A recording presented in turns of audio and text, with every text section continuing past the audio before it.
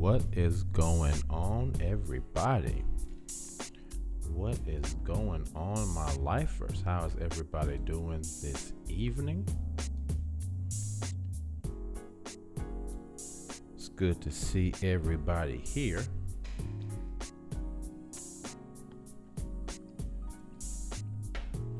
Wait a few moments, let everybody come in this chat, come in this room.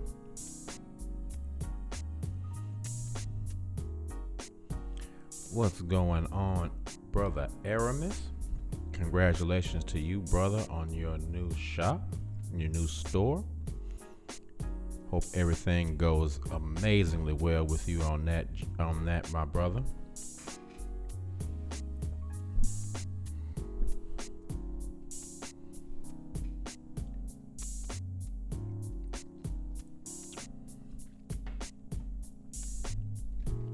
Hope everything goes very well for you, my brother.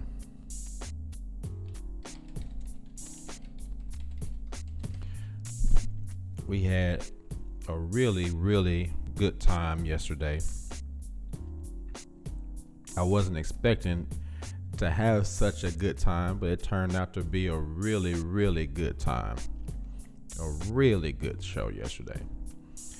And the only reason I even thought of having this show was as a bit of a continuation to what we were talking about yesterday. So many people were saying, look, I think we need to continue this because we ended up talking about dating somehow. So I said, okay, well, let's just do another little part of that show and get it popping, talking about this dating scene out here. Get it popping, talking about this crazy dating scene that's out here right now.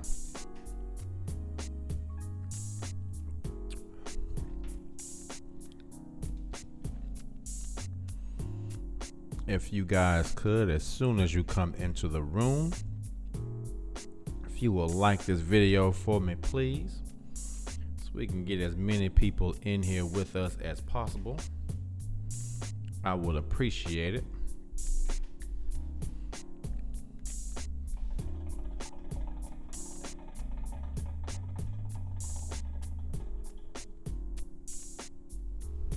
What's going on, KB? Good to see you as well. It's always good to hear from you. See, y'all crazy, man. Appreciate it. Thank you. I appreciate it. I haven't heard that in a while. All sooky now. That's what's up, man. That's funny. Come on in this building, guys, so we can get you on. Now, remember, this show is a call in. I'm gonna need you guys to really call in today, because this is not all about me. I may have a story or two, but this is chiefly about what everybody is dealing with in this whole dating scene thing, right? You dig?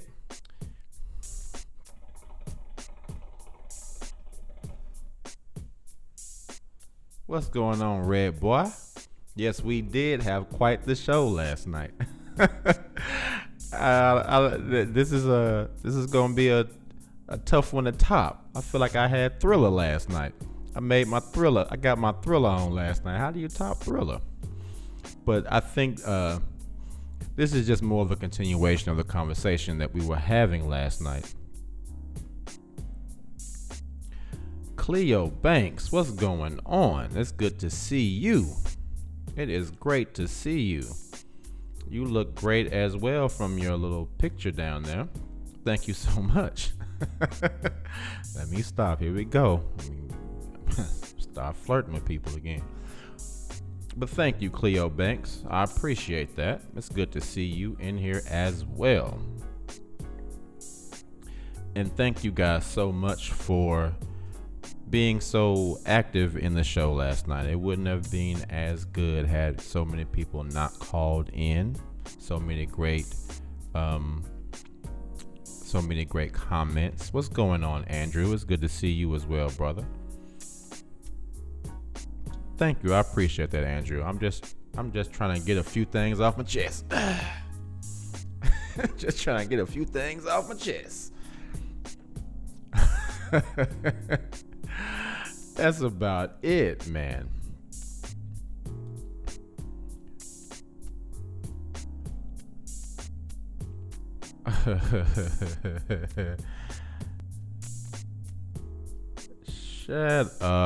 Shut up, Aramis.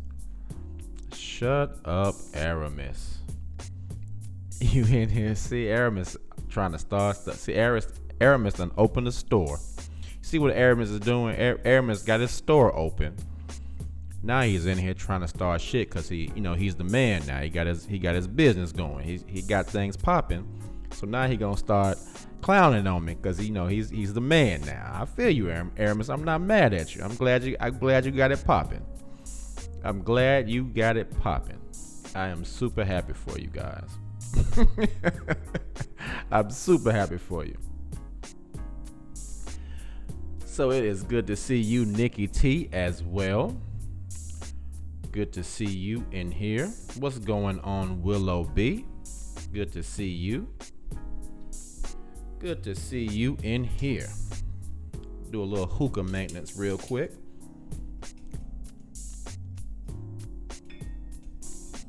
Little hookah maintenance. All right.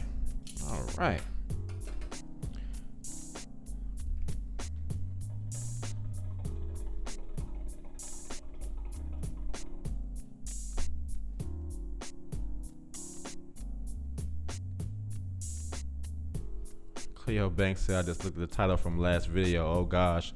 Yeah, but see, Cleo, the show last night is not what you would think from the title. Yes, that is what we were talking about, but it was a much deeper conversation than what you would think from the surface of just the title. It kind of took a turn. It took a turn that I don't think anybody was expecting it to go.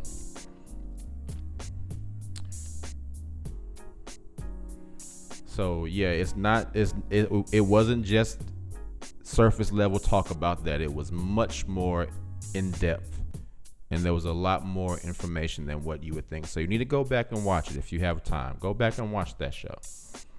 Nikki T, does hookah relax you or give you a buzz? Both. Both.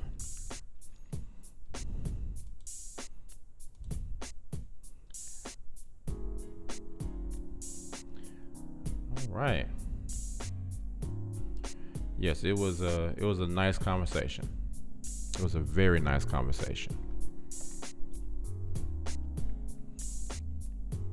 All right.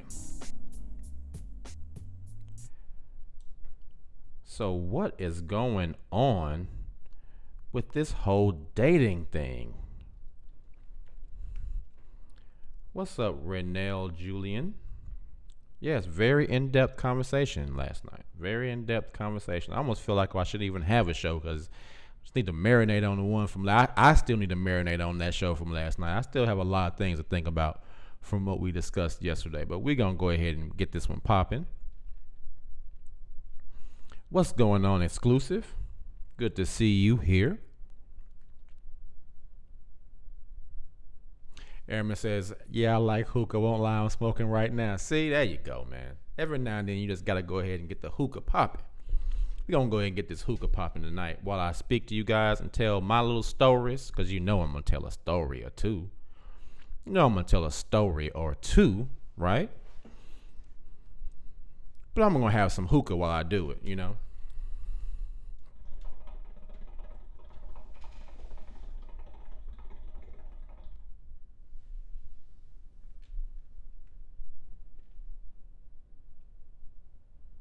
That's all right. That's all right there, guys. Have your hookah. Nice little lemonade, because I don't drink anymore. After that last debacle, I said, yep, we are done with that. The alcohol is now anonymous to me. I will no longer be partaking in that.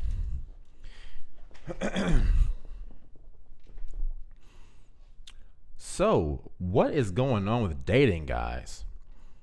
Somebody needs to tell me how to do it, because I obviously don't understand how the dating world works now.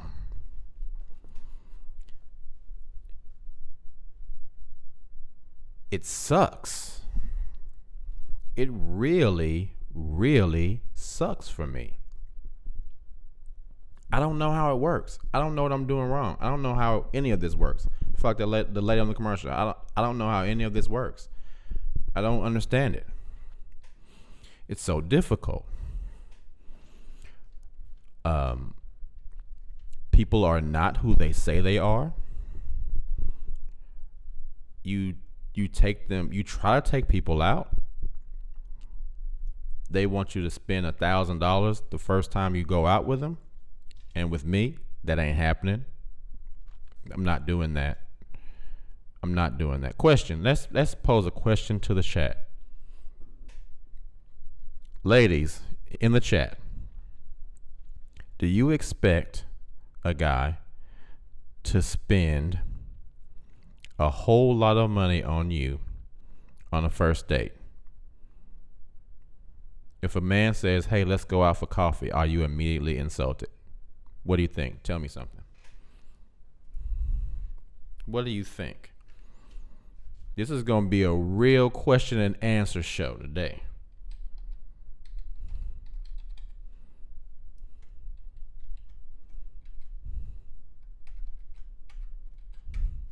What do you guys think? Somebody tell me something. Someone tells me something. Cleo Banks says it sucks for everyone, especially us that came from the JWs. Yes. MKT, what's going on? Andrew says the older you get, dating gets harder. That is very true. That is very true. So tell me something. What's going on, ladies? What do you think? What do you ladies think is a good first date? I have a lot that I want to say, but before I say anything, I want to get your opinion. What do you think? Ladies, what is a good first date? What do you look for in a first date?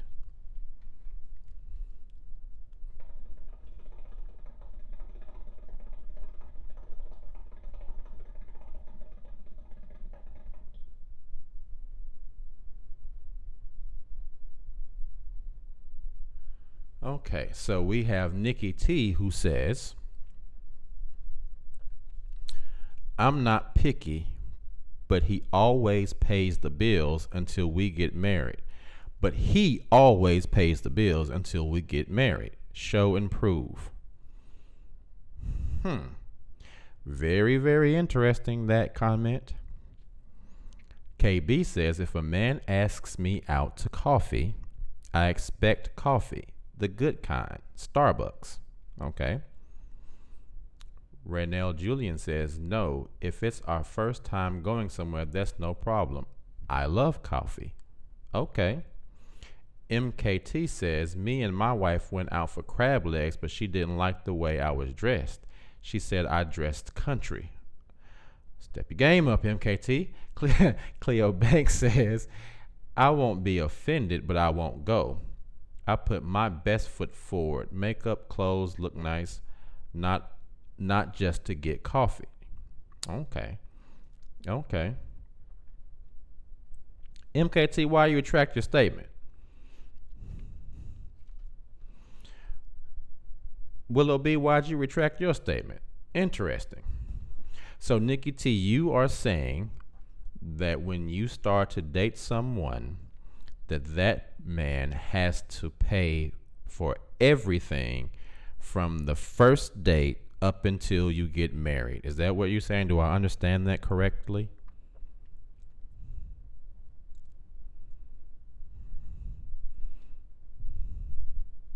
MKT says I did.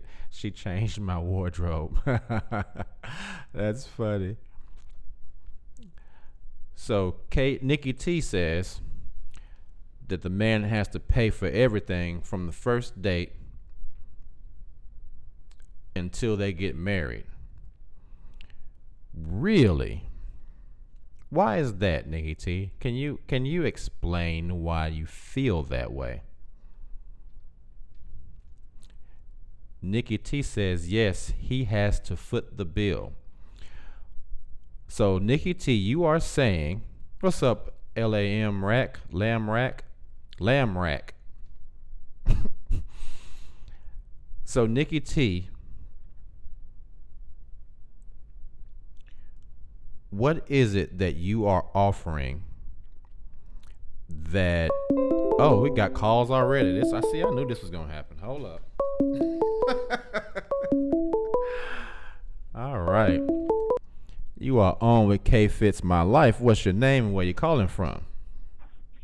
Willow B. Willow B, how are you doing? I'm all right. Good. It's good to hear from you. What's on your mind? I only retracted my statement because I had a misspelled word. Oh. And I don't like misspelled words. Okay. So what's on your mind? Tell us how you feel about the question. A coffee/tea date. I don't think that that's a bad idea. I think it's just you're trying to see if you and the person vibe. It's a initial first date, or not even a date. It's just seeing if you. I wouldn't expect the whole 9 yards on a first date or whatever. I don't think that it's. You're just seeing if you vibe, and if you see anything that interests that person or you, not anything more. Agreed. Yeah. Thank you, Willow B. That's sensible. That's a very sensible comment. And if I'm not mistaken, this is the first time that you've ever called in. Yes, it is. And I think we have. Hold on, before we even say it, let's go ahead and give you the applause. Because you have been saying you were gonna call in forever, and I noticed when you first started talking, you're kind of whispering like, "This is Willow B." But you are here. Thank you, Willow B. I am so honored that you finally called in. Thank you. I'm gonna get off now because I'm nervous and I don't like doing this. Well, you already done it. Now it's too late. It's in the past. It's under your belt.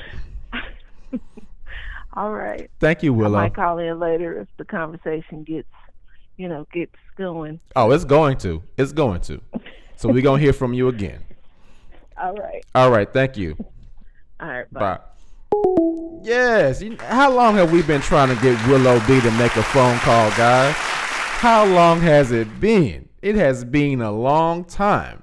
Now, let's talk about what she just said in relation to what Nikki T said. Now, Nikki T, you can call in if you like to, too, because I don't want to just get on you and you not have a way to respond. If you want to call in, you are more than welcome to call in.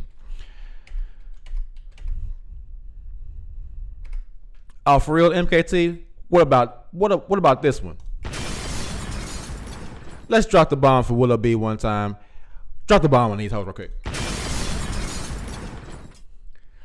One more time for Willow B. See, guys, ladies, now you have to think about this, ladies. Now roll with a man's way of thinking for a minute. Now, let me on the heels of that statement, let me tell you a story real quick. And this story will tell you why I no longer spend that kind of money on first dates. See, now I used to do shit like that too.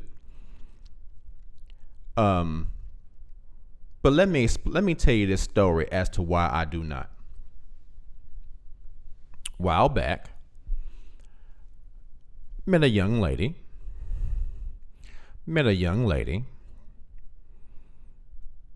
We talked. This is, a few months ago. We talked. I said, all right, well, no, this was actually not a few months ago. This was a long time ago.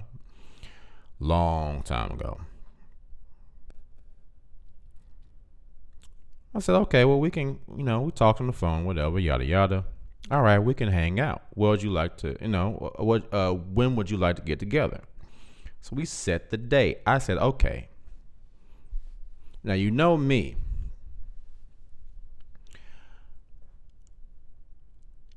The same way Cleo says she puts her best foot forward.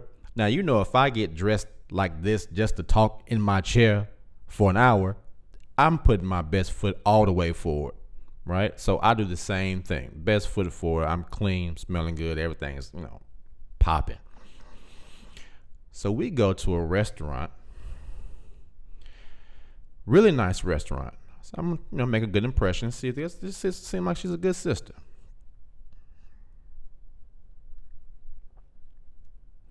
We get to the restaurant, or I get to the restaurant. Firstly, she was 45 minutes late. My dumbass should have left, but I'm thinking, okay, I'm gonna give this person a chance.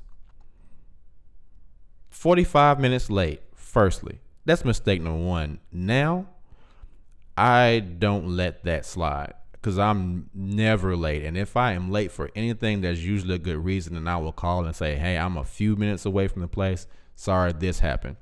I will be right there. 45 minutes late, firstly. We get there. She gets there finally. And we sit down, and the conversation was really weird because she kind of had an air like, I am worthy of this even though I don't like you that way. So the conversation felt very, very weird. Okay? So then, conversation's not going well at all. Then at the end of the meal, we finally finished. Now this ended up being about $120 first date. This heifer stands up and says, I'm going to the bathroom. You don't have to wait for me because I'm going to leave right after that.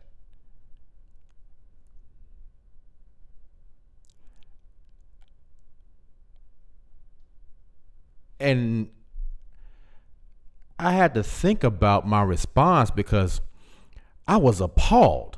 I was so appalled. And I looked at her, and I'm trying to be classy. I'm trying to be quiet. I didn't want to be crass because the first thing in my mind was, bitch, really? And not calling you a bitch because you're a woman. I'm calling you a bitch because that was a bitchy thing to do and to say. And I'm sitting here thinking, like, what am I going to say in response to this shit?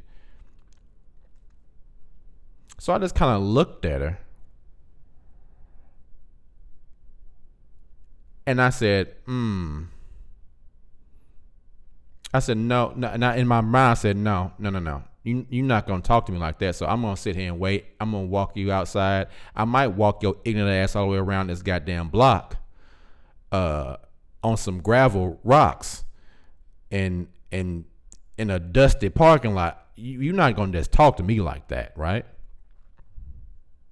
After that happened, I said, I will never, ever spend that kind of money on a first date because what if me and this chick have absolutely nothing in common? I'm gonna spend that kind of money on a complete stranger. And I think about this, ladies. This is my mentality at this point. Tell me if you think I'm completely out of line. It doesn't matter to me. I'm going to continue to think that way, but I'm going to tell you why I think that way. How many of us don't want to give a complete stranger $1?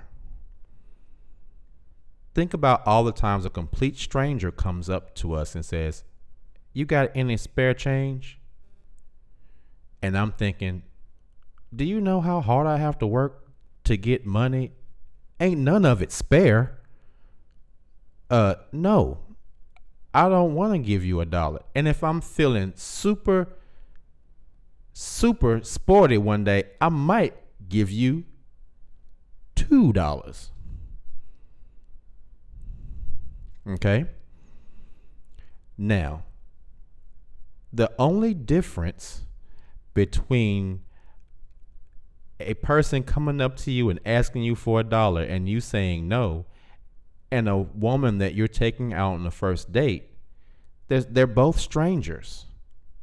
They're both strangers. The only difference is that men think that there's a possibility that they might have sex with that stranger. If this goes well, one day I might get to have sex with this stranger. So yeah, I'm going to go ahead and spend all this money. But that is not a reason to just throw money at a woman. Because in my opinion, sex is an equal exchange. I'm good. I don't mean like I'm good like I don't need it. I mean like I'm good as in I am good at it. So if we have sex, you're going to enjoy it just as much as I am.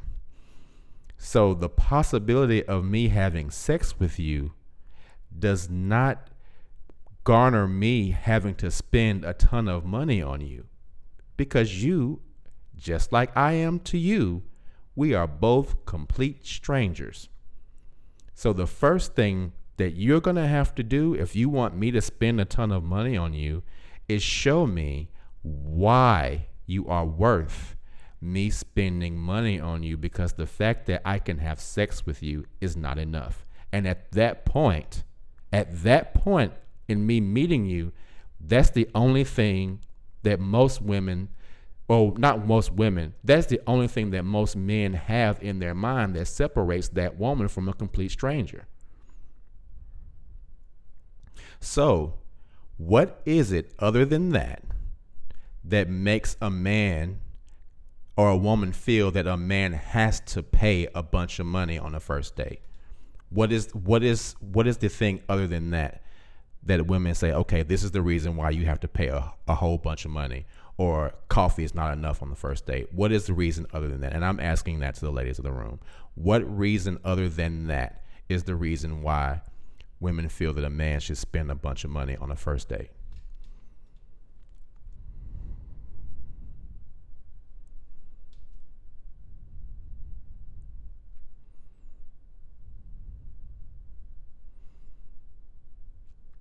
Cleo says, I've been catfished multiple times or just didn't vibe, but I always make sure we have a great time and convo, even though I will never see them again. See, that's my point. That's my point. You know you'll never see. Most of the time women will say, I'm never going to see him again. Men don't know that. Now, if I've just shelled out a shit ton of money on our first date, you got in your mind, I'm never going to see that man again. He got in his mind, that was a good time. I spent a whole bunch of money and we had a good conversation and I just might see her again. So he just basically threw that money out the window. Cleo says, let's say you really vibed with her. You laughed all night and found her really attractive. Would you still feel bad about paying for the date? It's not. No, here's the answer to that question, Cleo. Our first date would be a setting where we could just sit and talk and see if we vibed. She should ask him out and see. I would go out with her and see if we vibed. I would not spend a ton of money on the first date. But if I see that there is a possibility that we are going to have a really good time because there is an attraction, I'm not going to spend money on a woman that I'm not attracted to and that's not attracted to me. I don't need any more friends. I don't need any more friends. I don't need any more female friends, especially. I don't need no female friends, right?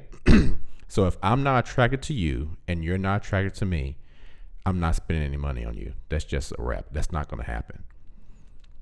So if we go out for coffee, tea, ice cream, to the park, feed the ducks, whatever, any setting where we can sit and talk, and I see, okay, I'm attracted to this woman. This woman is attracted to me. That opens the door to me doing more things for you. But the fact that you look good, that's not enough for me to just start throwing a whole bunch of money at you. Because damn it, I look good too. I'm going to look just as good as you. I'm going to look good too. I'm going to look good too, damn it. You going to look good and I'm going to look good. So if it's just looking good, why you not throwing money at me? I'm going to look good too. But you're not. You're not going to throw money at me just because I look good. You're going to expect me to throw money at you just because you look good. That ain't happening. That is not happening. Now, after that first initial date and there is an established attraction, and we're really ready to say, okay, let's see where this goes. Then I'm going to say, okay, you thought I was trying to be sporty the first time. I'm going to step it up on you real quick.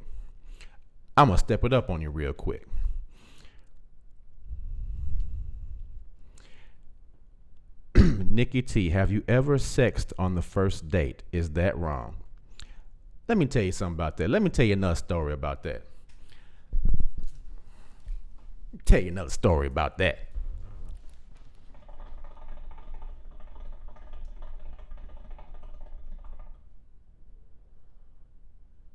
Tell you a story about that real quick. Let me smoke my hookah one more again.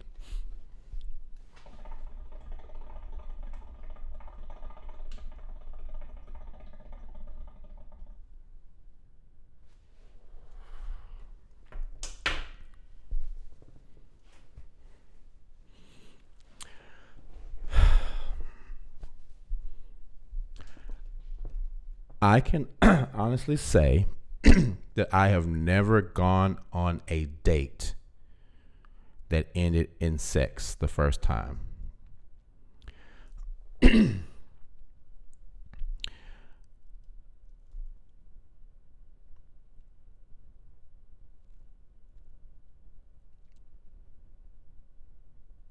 But I will tell you what happened.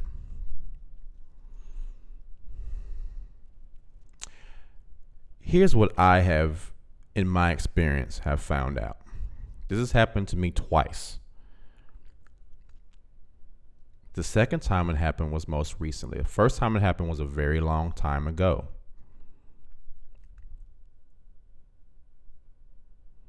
The second time it happened was a few months ago. Me and a few of my friends were at the hookah bar that we go to all the time. There was a certain young lady there, and she had expressed interest in me a couple of times. But every time that she had done so, she was drunk. She kept saying, okay, I really want to get to know you. I want to hang out with you. I want to get to know you. She was drunk, though, so I didn't take it very seriously. It's like, whatever, that's just drunk talk. She did it again. It's like, whatever, that's just drunk talk, right? Third time, we're at the hookah bar. She starts drinking. She gets a little tipsy again, right? She's too tipsy to drive home. And she and I had been talking, and I was like, I'm not going to let you drive home. So I told my boy, I said, keep your phone on, because I'm going to take this woman home, and I'm coming right back. Now, unbeknownst to me, she had walked up to the bar and paid her bill and told the woman behind the bar that she was going to fuck me that night. And then she said, but he probably ain't, this is her exact words according to the bartender, because she told me when I came back, he probably ain't gonna hit this ass tonight. He probably won't hit this ass tonight. That's what she said. Her words, not mine. Get her to her place. Walk her to the door. She invites me in. And she's like, so you're not gonna come in? You're not gonna come in? And I said, no. Why not? You're not coming in? Ugh. Well, I guess I'll just use my toys then. I said, I guess you're gonna have to. You're drunk. I'm not doing that. I'm not doing that. First time, can't be drunk. It's one of my things. I just get down like that because I don't know what's gonna happen after that. Right? No. Man, all right then. All right, bye. Close the door, pushes me out. I'm like, all right. So you was all cool with me, and we were all gravy until I actually showed you some respect. Then you got upset. Do you know how many times things like that happen? From a male's perspective, when I'm talking to a female, if I say, I'm not trying to do that with you, how it goes south so quickly after that, it's crazy. It is crazy, man. So no, I have never gone on a date that ended in sex. Now, there's been times where I've just had sex with somebody and was like, okay, yeah, when we gonna have sex? And that's what we did the first thing. Actually, my last relationship started like that. But no, I've never gone on a date that just ended in us having sex on the first date. One other person tried. She really tried. And I said, no, I'm not doing that. Because something in my head told me don't have sex with this woman. And it was really loud. And I really trust my instincts. So I didn't do it. But yeah. Cleo Banks says, I think it helps me understand who's serious and who's not. Whoo. Cleo Banks. You are a beautiful sister, but I'm finna get on your ass about that comment. See that right there? See that right there? See that thinking right there? See that thinking right there? I think it helps me understand who's serious and who's not. See, ladies, that's the issue. That is the issue, man. Money doesn't dictate seriousness. Money does not dictate seriousness. Money dictates that this person don't mind throwing away some money. That don't mean seriousness. You know how many dudes go to strip clubs and throw away money? That you think that means they serious about those strippers? They're not serious about them. It's just money. To some people, it's like, it don't matter. But if money is your measure for seriousness in a person's interest in you, then that is really kind of selling yourself. One, selling yourself, and you're selling yourself quite short if that is your measure of seriousness. Actions are a measure of seriousness, not money. Actions speak louder than money. If a person has a lot of money, then money doesn't mean anything to them.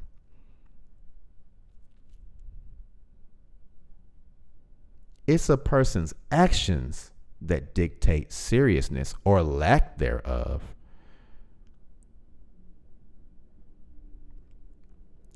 If I take you on a date and I say, let's go have coffee,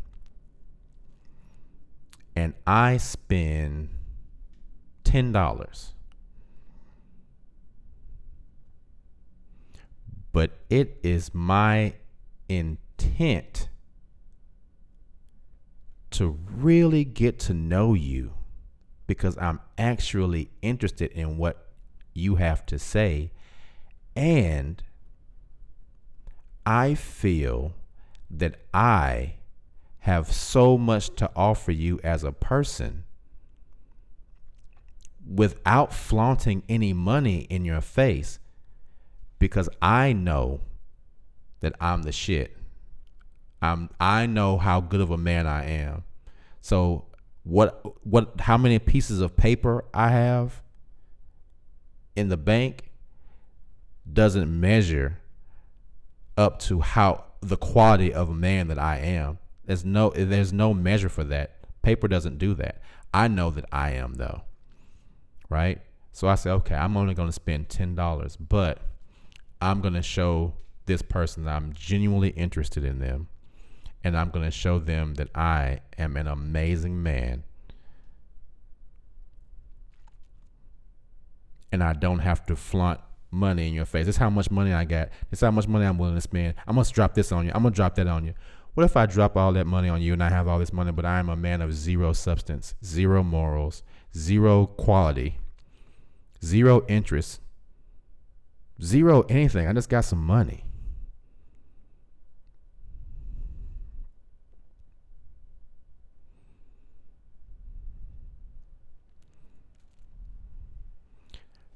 Cleo says it's hard to decipher that online, honestly. I feel like with online dating, guys hand out coffee dates all around.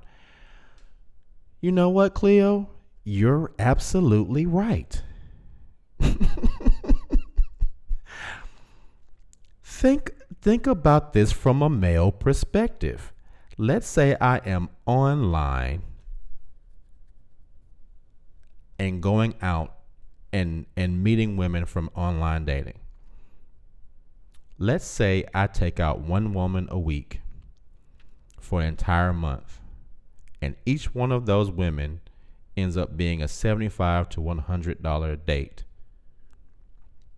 That will literally end up being a car note payment worth of dates.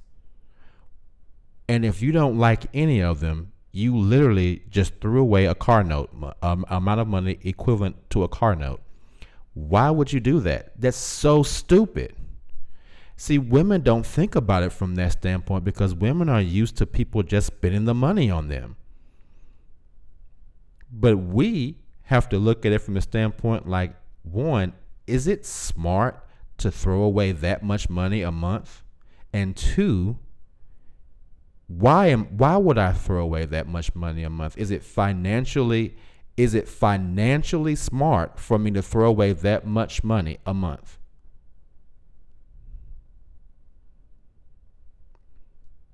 It's easy for a woman to say, yeah, he's supposed to spend all this money on me. He's supposed to spend all this money. Yeah, because you don't have to spend it 9 times out of 10.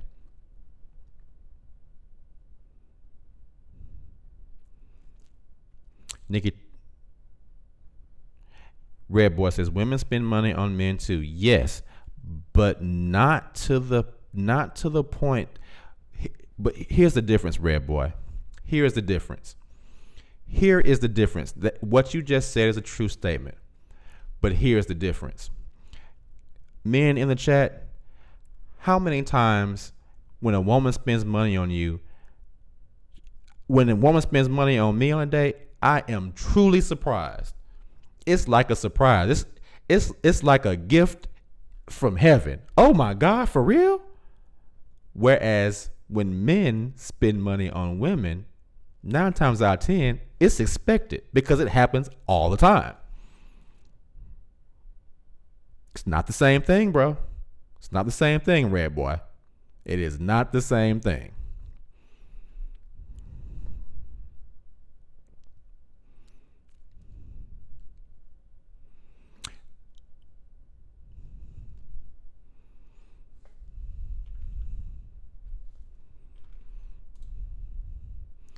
All right, let's look at some of these chats. Latanya Smith says, yes, men pay money for hookers all the time. Money does not make it serious. That is right.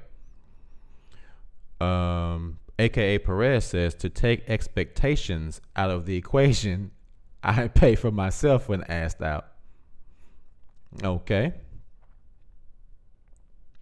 Latanya Smith says, let's go horseback riding, hiking, walk in the park, cook dinner. Yeah. That's what I'm talking about.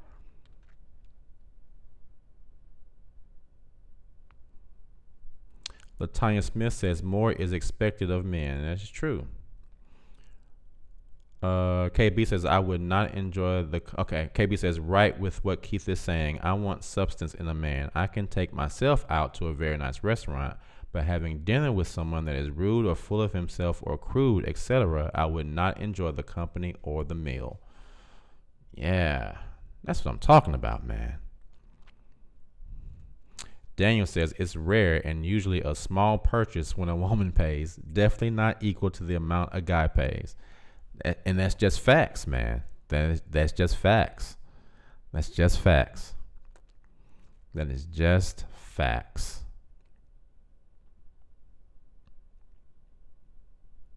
Red Boy says, I guess I've just been lucky. You mean you got women taking you out all the time, Red Boy? You a gigolo?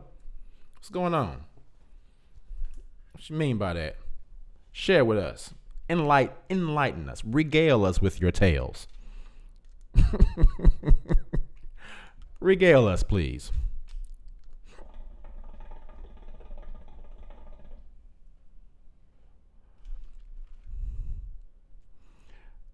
I saw a comment from JJ Jr. earlier. I think he said something like, is it really this difficult out there? And it really is. Nikki T says, have you ever gone on vacation? Red Boy says, can neither confirm nor deny. Okay. Nikki T says, have you ever gone on vacation with someone you're dating and never went out again after? No.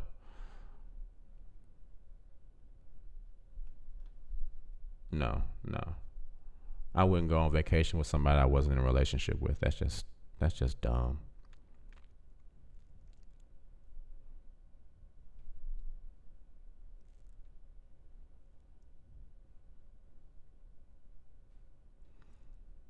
JJ Jr. says, it's surprising nowadays if a woman buys a drink in a bar. That's true. Airman says, man, I find the crazy ones. Never any good luck, so I chill most of the time. All right, we got another call. Let's see what's going on. You are on with K Fitz. What is your name and where are you calling from? Hey, what's up, man? This is Cameron, Cam 816. What's going on, Cam? How you doing, man? I'm all right. Taking it easy. What's on your mind, brother?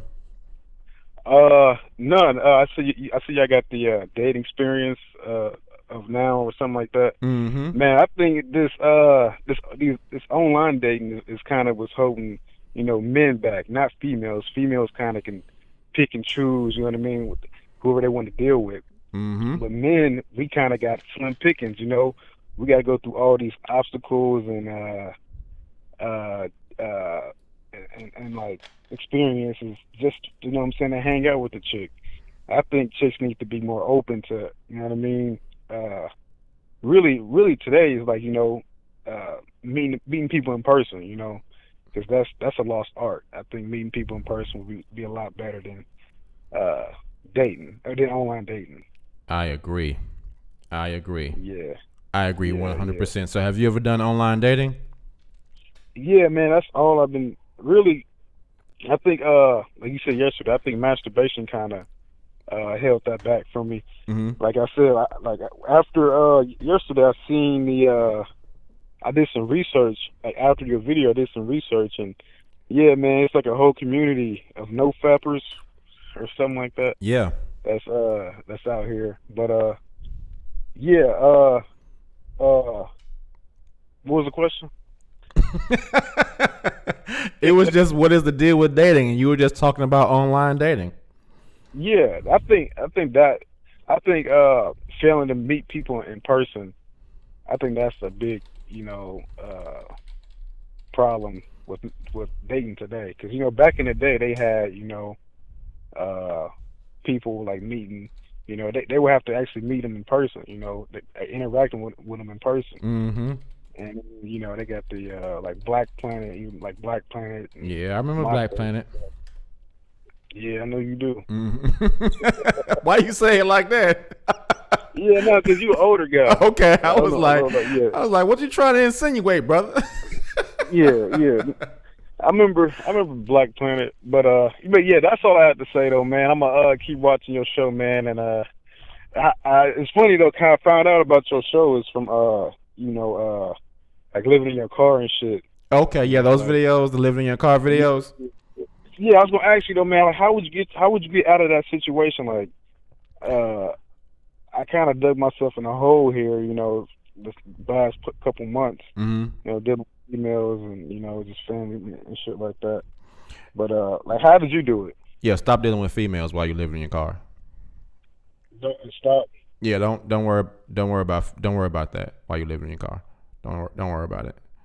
Don't worry about it. Yeah. Concentrate on you, bro. Like on that video, I can't even tell you. I think that video has about 200-something thousand views right now. And one of the questions I get on that video all the time is from guys asking, "What did you do about sex and dating while you were living in your car?" Two things. I was with me and my girlfriend were still together when I was living in my car, right?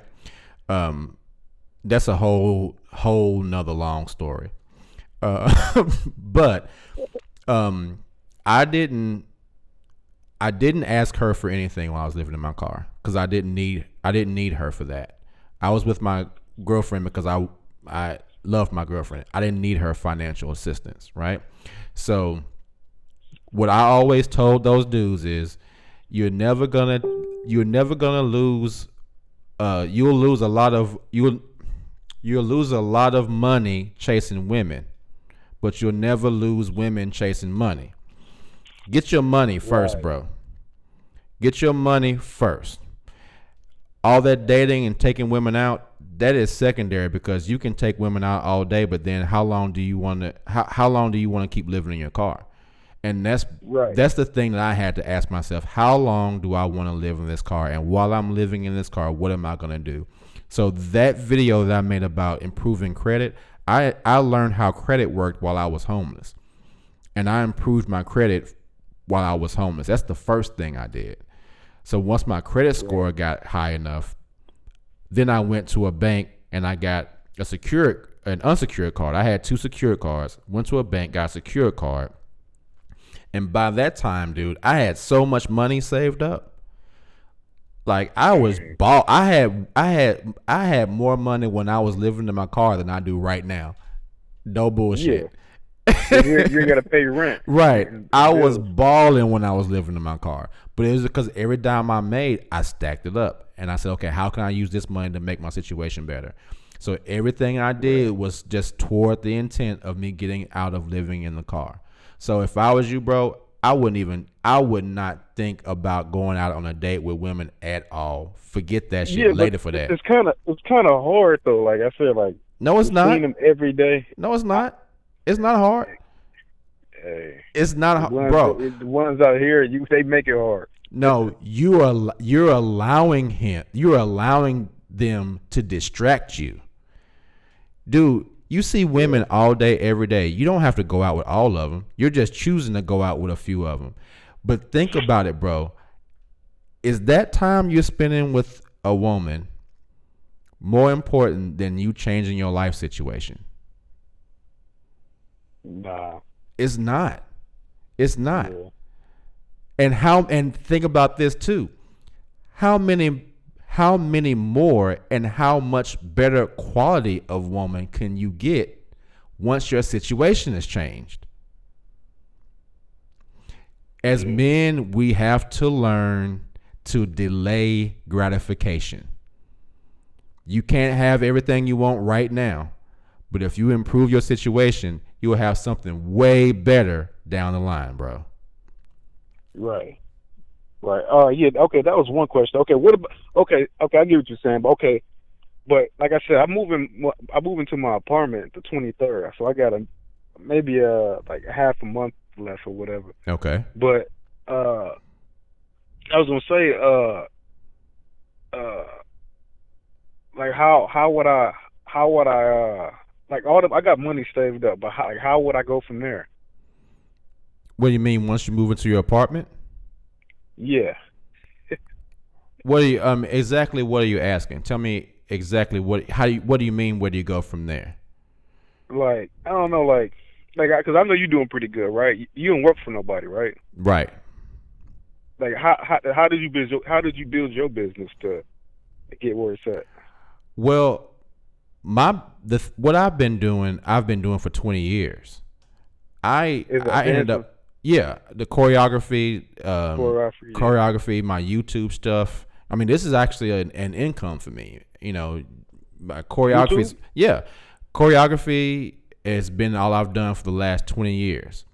So I've either choreographed for major artists or I've taught at a bunch of different studios. So even while I was homeless, I was working with artists on Music Row while I was homeless. I would go to their freaking mansions and choreograph for them and then leave their house and go park my 1995 Integra in the Walmart parking lot.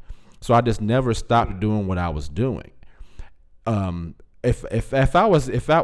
do you live? What city do you live in? Kansas City, Missouri. Okay. Dude, Yeah. the main thing that I can say is don't rely on one income.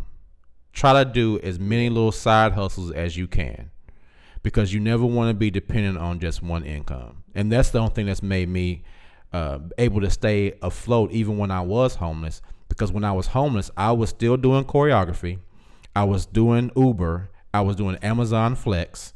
I was teaching at a bunch of different studios. So literally the only time I was in my car, like at the parking lot, was to go to sleep.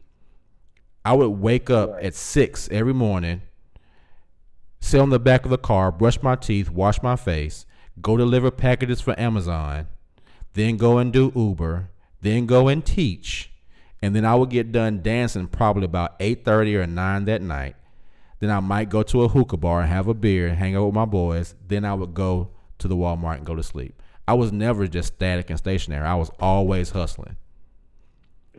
So you're gonna have to get some hustles, bro. Yeah, I'm gonna have to do that. I've just been going to the library and I don't know, stuff like that. But yeah, I'm gonna have to I'm in Walmart's parking lot right now. I'm gonna have to go up there and see what kind of positions they got open. Yeah, get you some hustles, bro. Shoot. Yeah. Hey, thanks for calling, brother. I appreciate it. All right, man. Thanks, Kay. Anytime, Appreciate man. it. You too. All right. All right. Good call. Good call. Good call. Stay up, King. Don't worry about it. Keep pushing. Excuse me. Keep pushing. Online dating. So yeah, let's talk about this online dating.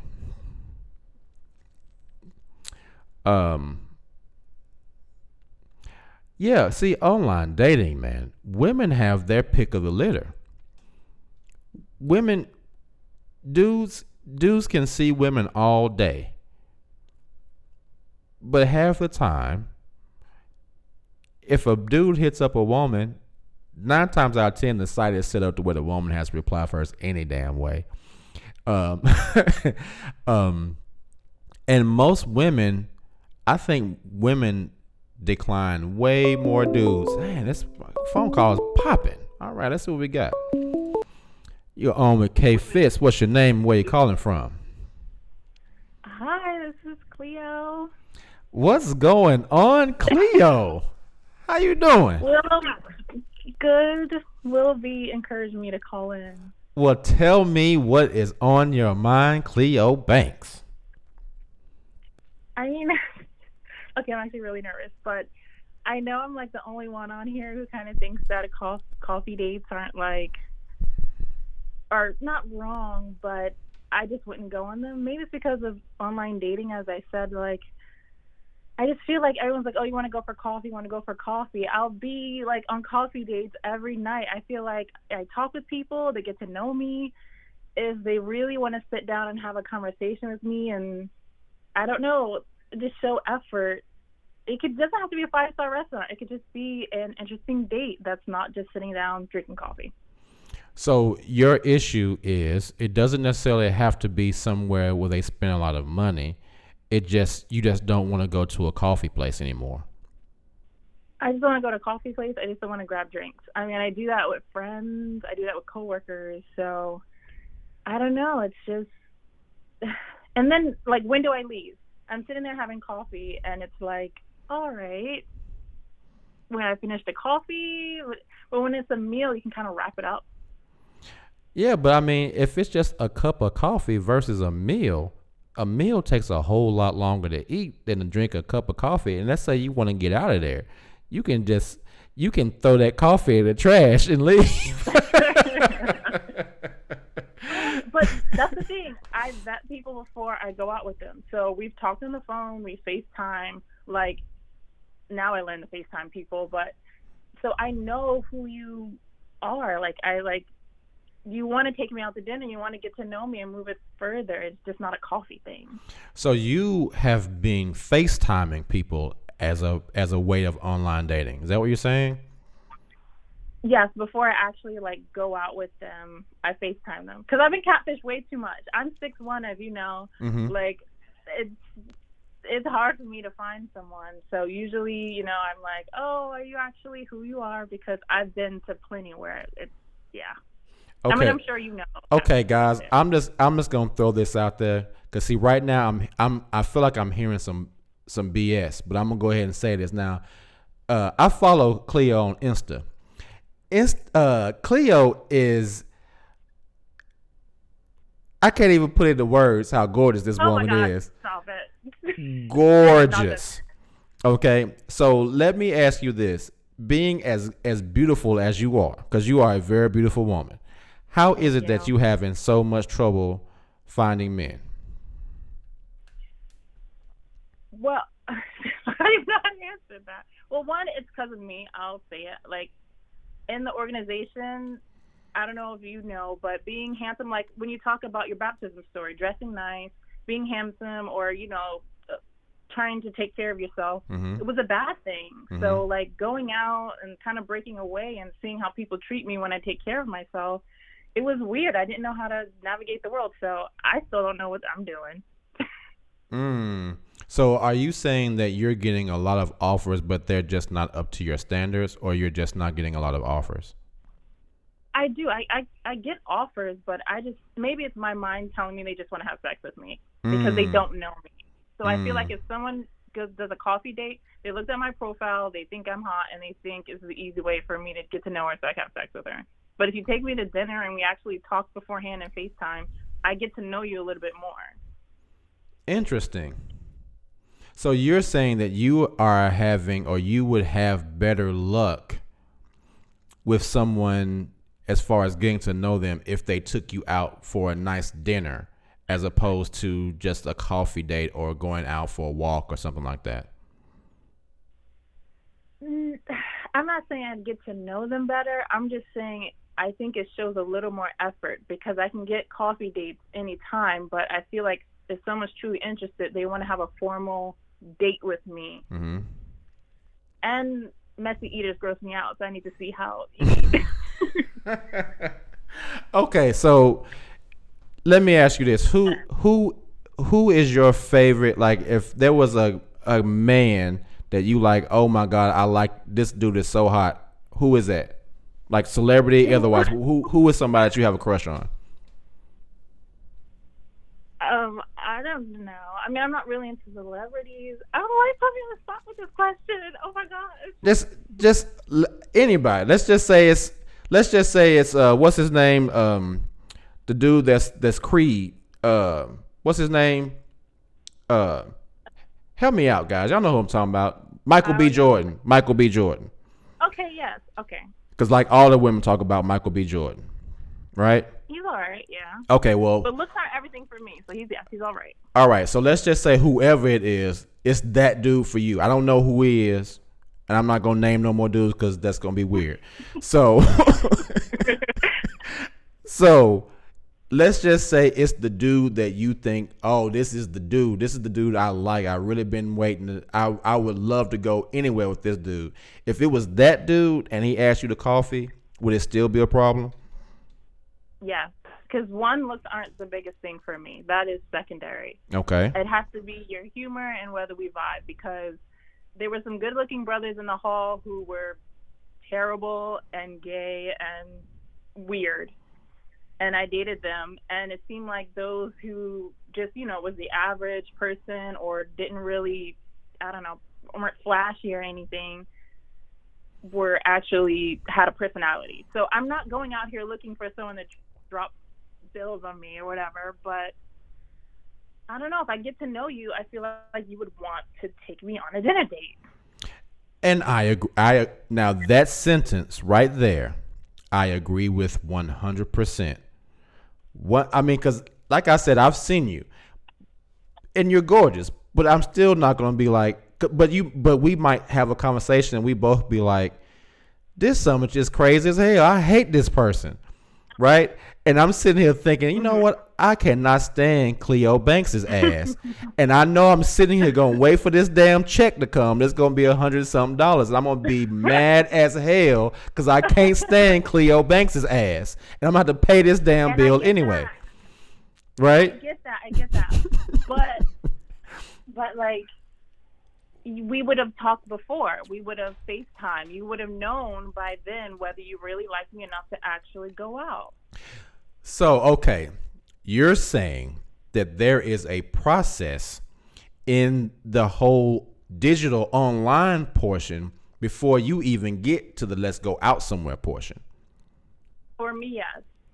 Because I've been on coffee dates and stuff, and I'm like, oh my gosh, please help me. Like, it was too soon. I don't know this person, and they're weird, or they're trying to touch me, or, you know, it's so I have to figure out if we actually vibe on conversation and FaceTime. And then, if you would want to offer to take me out to dinner, because we would know each other. We'd have a conversation over dinner. So tell me your whole online portion process. How does that work? Explain the whole online dating process from a female's perspective. Well, I can't talk for everyone because I think I'm the only one on board with the no coffee dates. No, I'm totally down to hear what you're saying. Totally down. So I'm on Bumble, and maybe you would like Bumble because the woman actually reaches out to the man first. The man can't. Yeah, okay. So I'll talk a little bit. We'll talk for a day or two, and then FaceTime. Mm-hmm. I mean, we'll talk on texting, and then we'll talk on the phone, mm-hmm. and then we'll actually FaceTime. And by the time then, usually they offer for dinner, in all honesty. Okay. Because see, now that's I'm not big on that online dating. I literally just got on Bumble today because yesterday my boy Roger was like, Keith, you need to get on Bumble. And I said, why? And he was like, because trust me, somebody will pick you. You have to talk to, you can't pick them. They'll pick you. So let's get on Bumble and meet somebody. So I literally just got on Bumble today. So I have not had that much exposure with the online dating portion. I always felt like it was for losers. Yeah, most people do. And most of us are. Don't say that. Now you make me feel like I'm not no damn loser. And neither are you. I'm joking. So how long have you been on Bumble? How long have you done online dating? I know you say you can't talk long, but how long have you think you've been on there? I started off with OkCupid, and then I paid for Match, and I saw the same people from OkCupid on Match, and I'm like, well, I'm gonna stop paying for it. Mm-hmm. And then I found out about Bumble, so I would say it's been like a year and a half, but more so seriously these past 3 months. Before I just was like, oh my gosh, let me find out if I'm hot or not. Mm-hmm. And then for the last 3 months, I actually was like trying to find someone to date. How many dates do you think you've been on that were quality dates? Well, what do you mean by quality? Well, whatever you consider to be for you, where you thought it was a good date afterward. In total, this past year and a half, I would say I've been on like 25 dates, and out of all of them, I would say 3 of them I was like, please help me. I wish I could teleport out of this situation. So I'd say most of them have been good. So why do you think a relationship hasn't developed out of any of those dates? Probably because I won't give it up as easy, which is probably because of, JW life and stuff. And I don't know, I get, it's me. And I moved recently, so. Oh, really? And it's hard for me to take worldly guys seriously for some reason. And I think it's because of the JW thing, because we're taught to look for different things in the average person. So I don't know. I didn't take them seriously. I still felt like they just wanted to have sex with me, to be honest. So even the ones that you thought were good dates, you still deep down feel like they just wanted to have sex with you? A good date for me is making me laugh and having fun and, stuff like that. Mm-hmm. So a good date doesn't necessarily mean that I want to jump in someone's pants or I could see a future with them. Right. I'm really not looking into a good date for me is just fun. Okay. Raynell Julian says, ask her if she thinks they have too many options. Who's they? I think Women? maybe she thinks. I think women have way more options online dating than men. But what do you think? Oh yeah, for sure. Okay. Oh, for sure. Yeah. The odds. Depending on the woman, I mean. Yeah, like you've probably turned down way more people than you've actually turned up.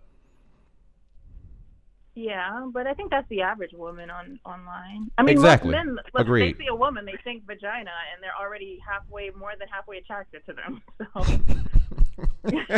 See, all it takes is a properly working vagina, and most men are kind of attracted. You didn't see my show yesterday. See, we talked about all this yesterday. You missed out on the good show. With your masturbation still. Yeah, feeling awkward, like, oh my god. You really have to watch that. We talked about all that, and that was a topic of conversation. See, we talked about a lot of stuff yesterday. You missed out. You got to go back and we'll come back to that one. But I know you said you can't talk long, and this is your first time calling too. Yes. It was great. Thank you for accepting my call. Anytime. And I'll call again another time. All right, Cleo. All right, bye. Bye-bye. Yes, Cleo Banks.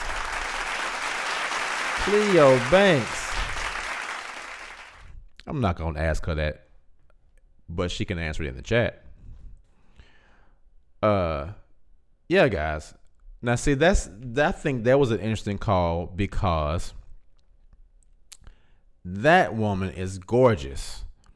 And I think as guys, we tend to think like beautiful girls don't have any hard time dating. I wonder though if it has less to do with the fact that she's gorgeous and more to do with the fact that she was in the organization. Yeah, right now, women have way more options online dating than guys do. It's not even close. But thank you for calling, Cleo Banks. We've had 2 first-time callers today. Good stuff. Why everybody keeps trying to get me and Cleo together? That's JJ Jr. said, "What's up with you and Cleo? Time for waffles." Yeah. We have to have some long distance waffles. I think she lives in a whole nother place. What city are you in, Cleo Banks? I think you said it when you called in, but I don't remember. Aren't you in like Florida or something? I think she's in Florida.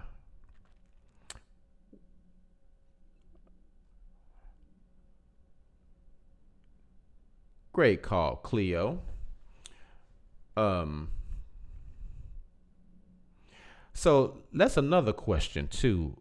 Ladies, do you think when you guys go out on dates with men, do you automatically go to thinking that the women are only after sex from you? Is that what you're saying?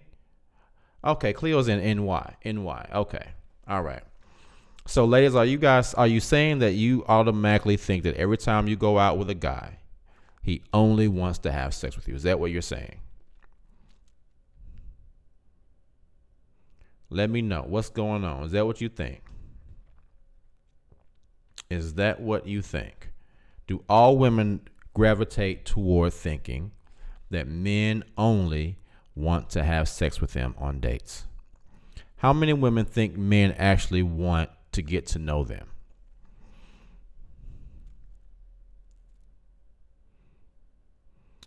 My name is not important says yes, especially in NYC. What are you talking about, especially in NYC? My name is not important. What exactly are you referring to? Clarify for me. What exactly are you speaking about?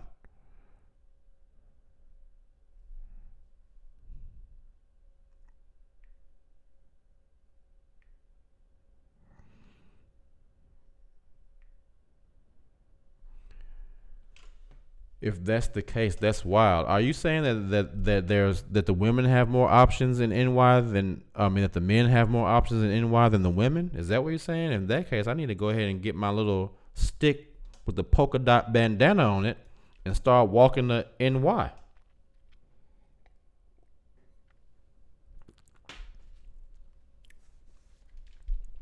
But see, one thing that Cleo was talking about. See, I don't know about the whole online dating thing.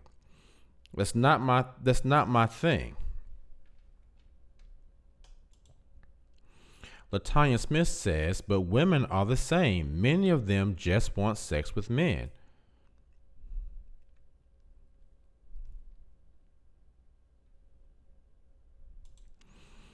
My name is not important says the men in NYC just want to have sex, and in some cases they want a place to sleep, smoke weed, and play Xbox. Okay.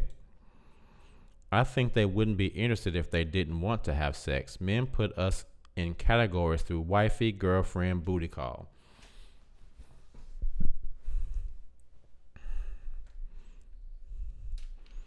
JJ Jr. says, hey, Cleo Banks, I'm playing matchmaker tonight. Consider a waffle date. It's a pretty good chunk of distance between Nashville and NY. But who knows, if she's worth it, I might make a trip. I might get my trek on. Get my stick, my polka dot bandana. Start walking.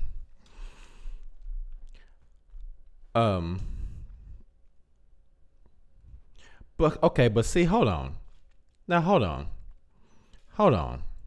Here's my thing, man. My name is not important. That's a very valid point. But let me ask you this, ladies. Why in the hell are you guys dating men that only want, cause now look now let's be real now. A lot of these dudes that just want to have sex, have a place to sleep, smoke weed, and play Xbox, they got girls. They got women. They're not sitting outside by themselves. They got women that let them do all that stuff. So why, if that is a turnoff, why are so many women dating those types of men?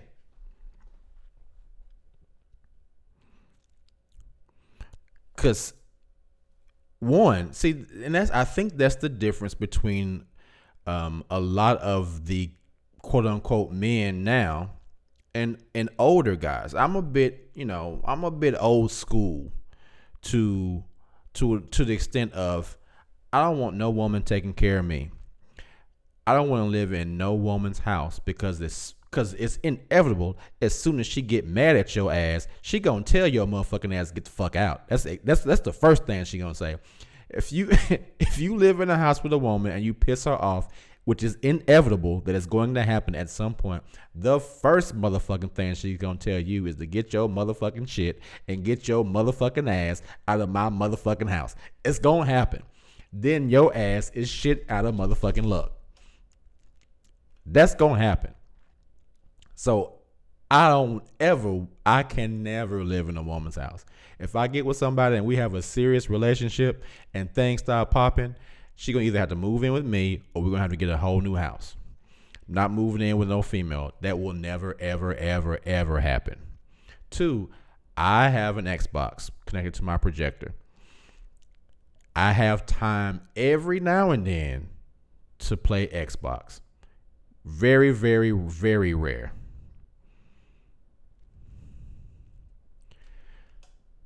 So I don't have time to play Xbox, but I love to play. I used to be a real gamer. I like Street Fighter and Mortal Kombat. Those are my 2 things. I don't smoke weed. So that's not an issue. I smoke my hookah every now and then, but I don't smoke weed. But what is the deal with women liking men that don't have shit to offer them?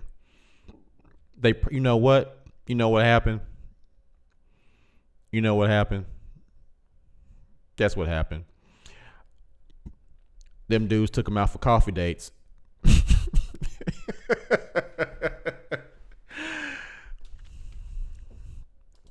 They took them out for coffee dates and ended up living with them women. That's what happened. That's why Cleo don't want nobody to take her on no coffee date. Because the last time that shit happened, she ended up with the dude living in a house, smoking weed, playing Xbox, and having sex with her all day. That's why Cleo don't want to go on no more goddamn coffee dates. I understand, Cleo. I get it now.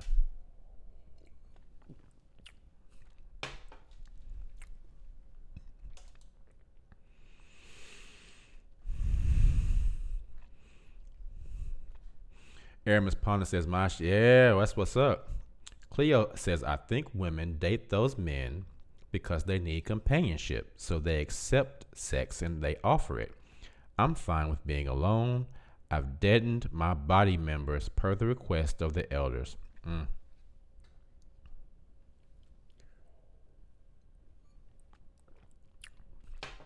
Cleo Banks, you have not deadened your body members. You're just ignoring them. Just like we talked about yesterday, it has been 46 days, and I haven't deadened mine. I've just been ignoring the hell out of it, which gets super difficult sometimes.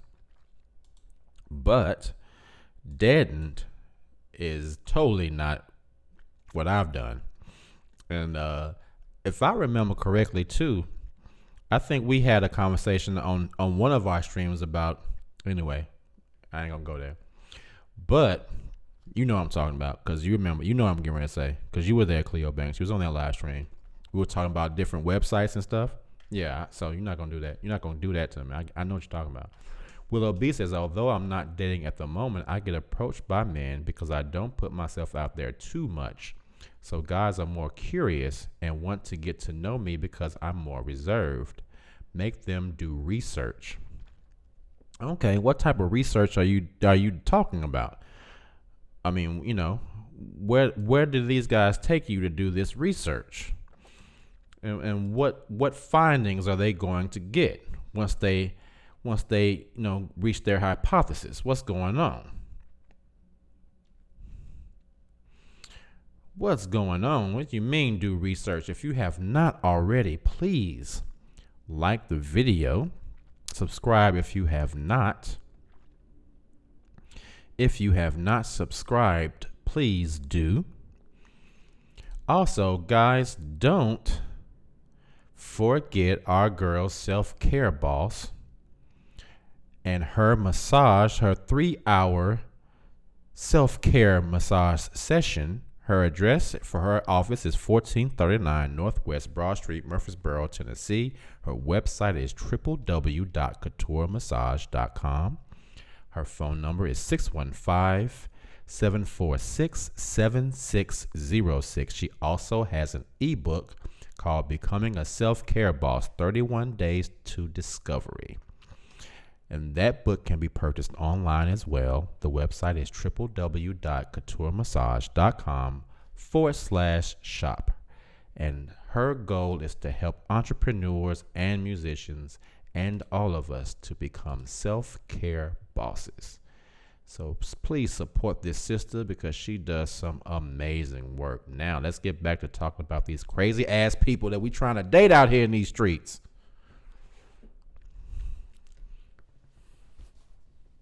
Crazy people out in these streets.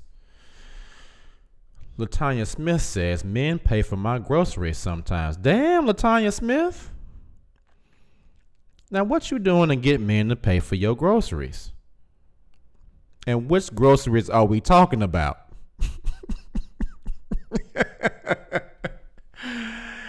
And what they doing with them groceries?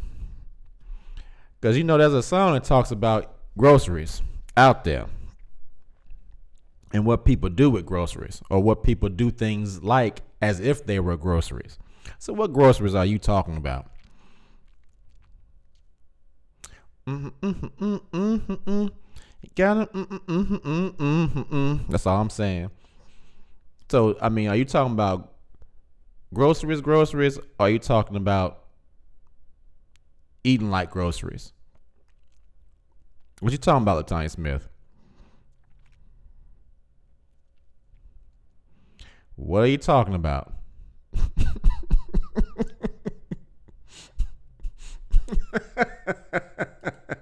Uh-huh. Uh-huh.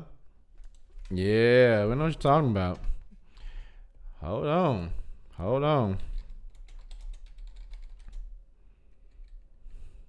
Mm-hmm.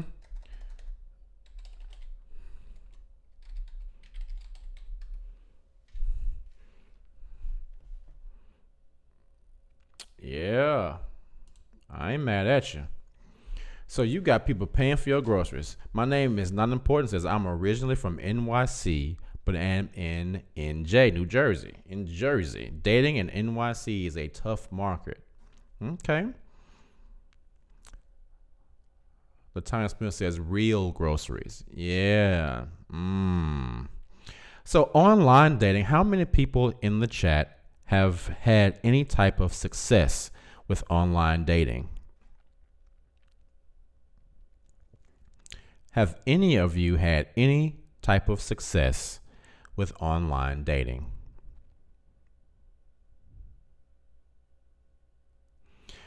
Lamrack says, don't do online dating, paranoid about the killers. I have been catfished several times. I think it's story time. Is it story time? Let me tell y'all a story. Let me tell y'all a story about my catfishing.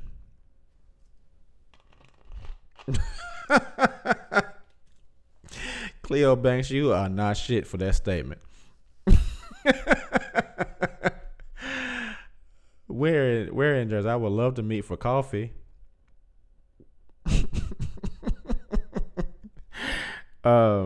That's funny. Let me tell you what happened to me. As a result of this here show, there was a particular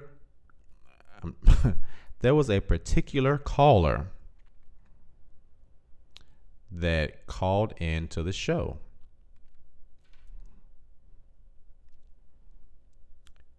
And this caller emailed me.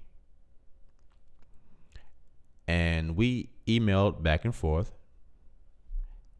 Then this caller gave me their phone number. And we talked a couple times. Good conversation. It was cool. Then this person sent me their picture. And I was like, all right, it's cool. All right, whatever. Cool. Damn, phone. So, we talked a couple times. And so I tried to pull the Cleo Banks on her. I said, look, I'm not going to keep talking to your ass. Well, I didn't say that yet. I said, so let's video chat. Because in my head, I'm thinking, okay, now I've talked to you on the phone a couple of times, but that picture could be anybody's picture. That could be somebody you just saw on the internet, or that could be how you looked 31 years ago, for all I know. So I need to see what your face looked like right this very second. So I asked, hey, let's video chat. Now, you see my house. I'm here all by myself all the time. Ain't nobody here but me. I'm in this mug by myself all day, every day, right? Don't matter. 11 o'clock at night, somebody call me. Ain't nobody gonna be here, probably. So I said, let's video chat. First time, my son is sleeping. I don't want to wake him up. And see, for me, that's a red. I don't really. That's question 2. How many of y'all have a problem dating people with kids? We'll talk about that later. So she said that. I was like, okay, whatever. So I asked again, let's video chat. This person replied, then this was on a Monday. This person replied, I will be free Thursday for us to video chat. Why is it going to take you 4 days to prepare to do this?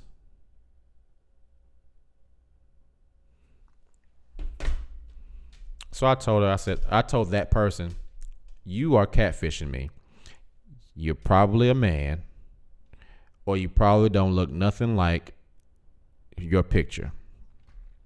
So I cut that person off. That person got mad because I accused the person of catfishing, but then I've never heard from the person again because I blocked that person. So yeah, online dating hasn't been very successful for me. My name is not important says I wouldn't have a problem dating someone with kids. I don't really do that. Do not date people with kids unless you already have kids. Agreed. Or unless their kids are, if the person has kids that are grown or not in the house, that's different. But if you got kids that are there, my last relationship, the problem was she had, a kid that lived with her, and we never had any time to really do anything. Because I'm always by myself.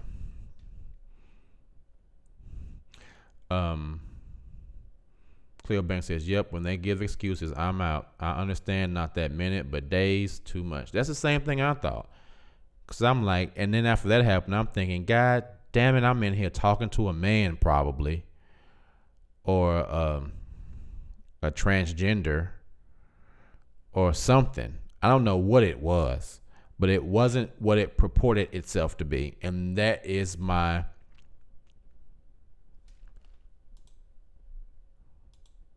Cleo Banks, you don't want kids.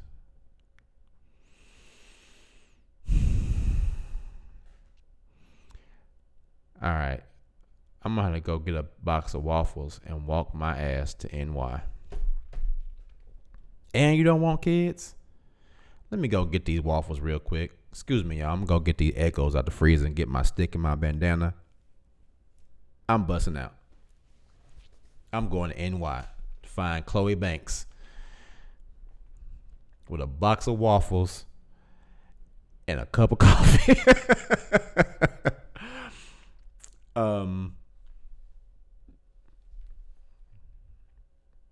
My name is not important. Says men without kids can turn out to be the biggest whores. My name is not important. Women without kids are even bigger whores than men without kids. Do you know why? Do you know why my name is not important? Because a woman can stand on the side of the road and say, hey, who wants some pussy? And men will be lined up around the corner to have sex with that woman. A man can stand on the corner and say, hey, who wants some dick? His ass will be in prison in 5 minutes. So women can get dick way easier than men get pussy. And a woman that doesn't have kids and she lives by herself, you best believe she is getting it in. Okay?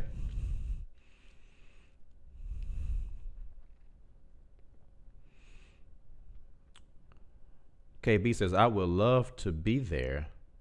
I would love there to be a show about how XJWs handle conflict in relationships. Are we adversely affected due to the harsh way JWs disfellowship or cut people off? What's up, self-care boss? We were just talking about you.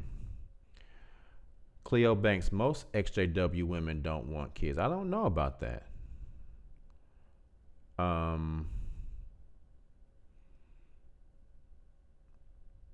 Latanya Smith says, I never had kids. Okay. Self-care boss over.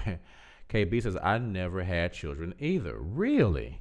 KB, no children either? Okay. Yeah. So, yeah. So the whole online dating world is just all new to me. I just don't know how it works. I don't understand the whole process. I'm trying. I had just given them your info about your massage stuff. Did your ad? It's all good. It's all good. Nothing crazy. So yeah, man. I don't understand that whole thing. I don't understand. It even seems like there are just so many more rules to the way dating works now. I don't understand the whole thing. I don't get it. I want to have a nice relationship,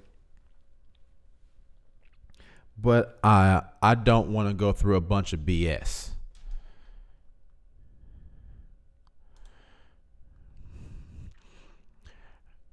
KB says Keith was just saying how we was all hoes because we don't have children.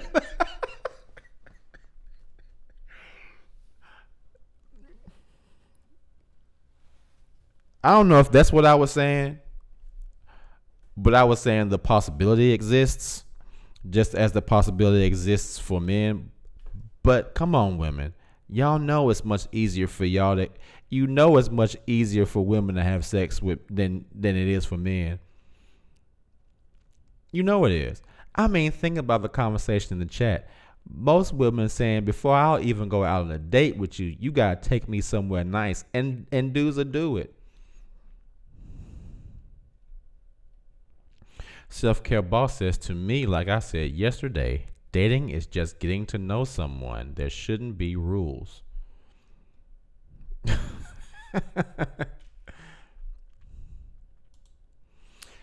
My name is not important says sex should not be demonized, but it is often demonized in black women. Interesting.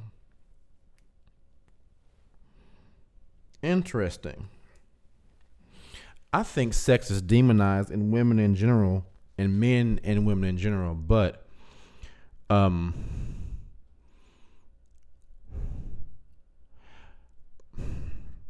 going back to our conversation yesterday, it has been a while, and I don't want to just go around having random sex with people. I'm not trying to just go around getting in with all these different women. If I'm real with myself, I know I do want a relationship. And I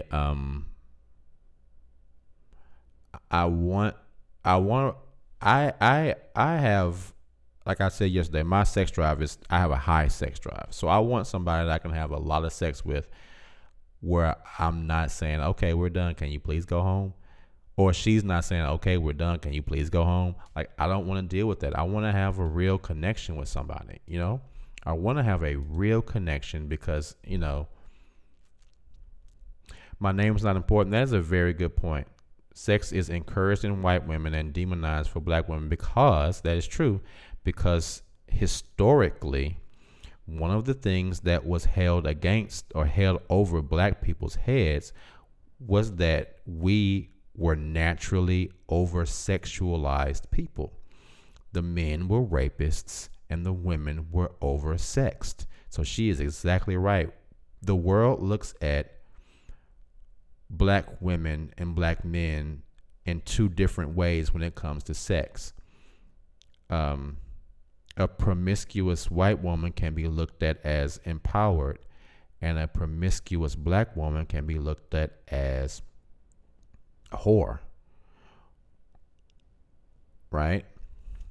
When they're both doing the exact same thing. So yeah, there is the country's view on black people and sex has historically been used as a negative against us.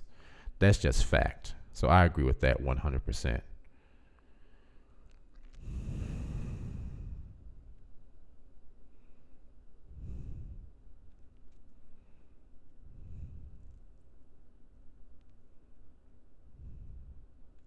Exactly, Cleo. That's exactly what I said. Self-care boss. Okay, yeah. KB says, I wonder if that is because sex for women of color usually ends with unplanned children.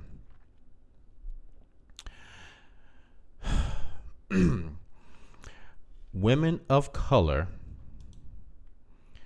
as opposed to white women, statistically speaking, there are way more white women that have sex and have children out of wedlock and are getting some type of financial aid because of their sex, of their children that they've had out of wedlock, than black women.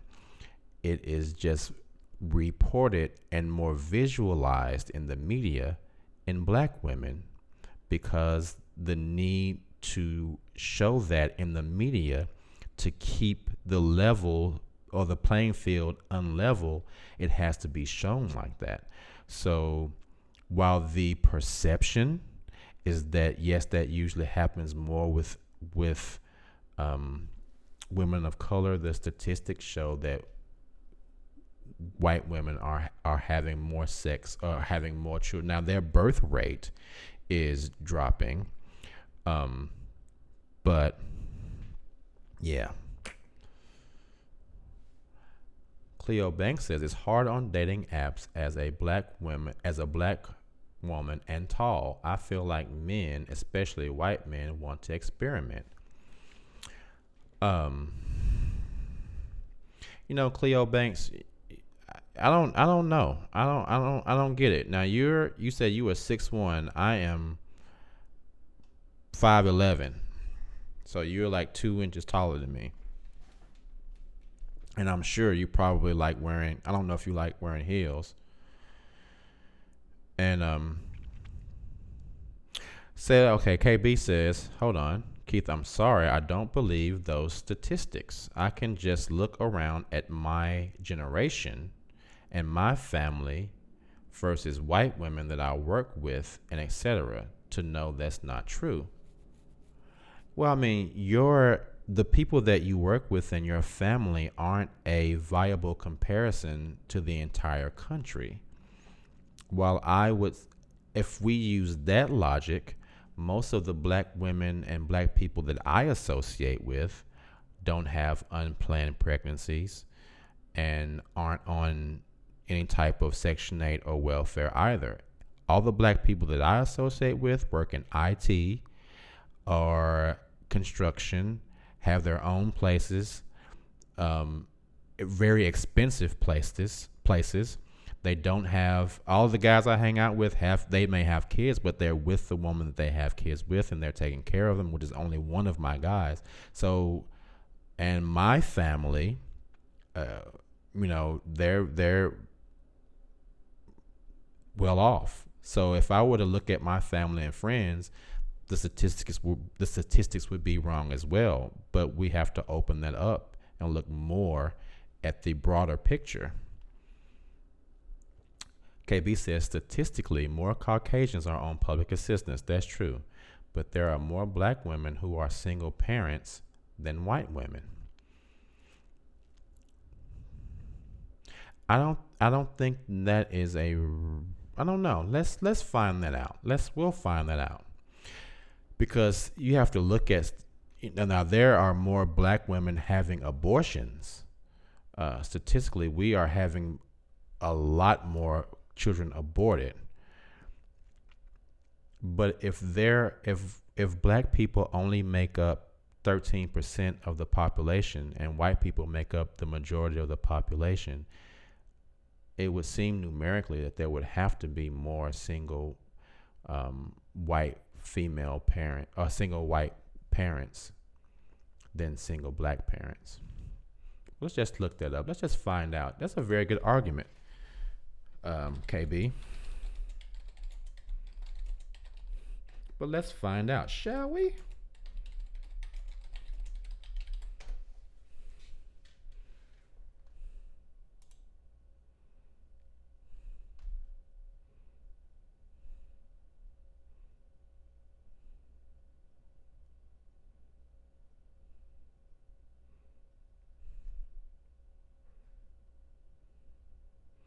Let's see.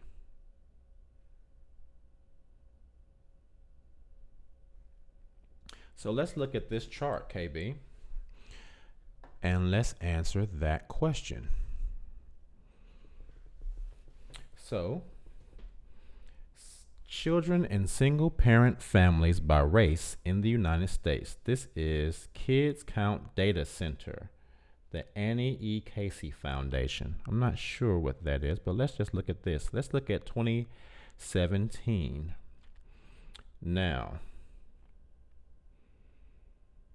Black or African American, it shows that there were 6,123,000 children in single parent families. For non-Hispanic or white, it shows that there were 8,623,000.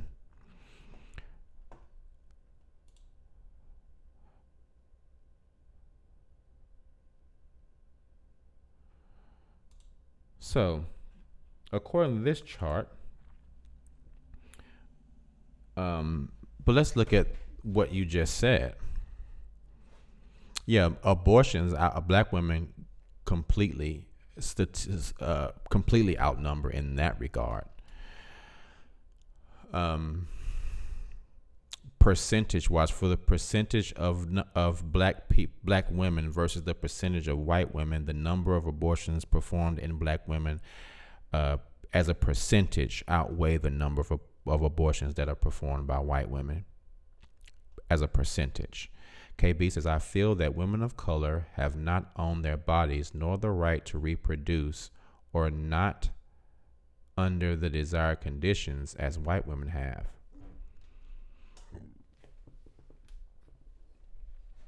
We'll have that conversation. That's a good conversation. We'll have that one another time, because I feel like that's gonna be an involved conversation. But I'm down to have it. Enjoy talking to you, KB. All right. So we've talked about dating, online dating. We've talked about dating with people with kids. How do you all feel about interracial dating? Have any of you all dated or had an interracial relationship?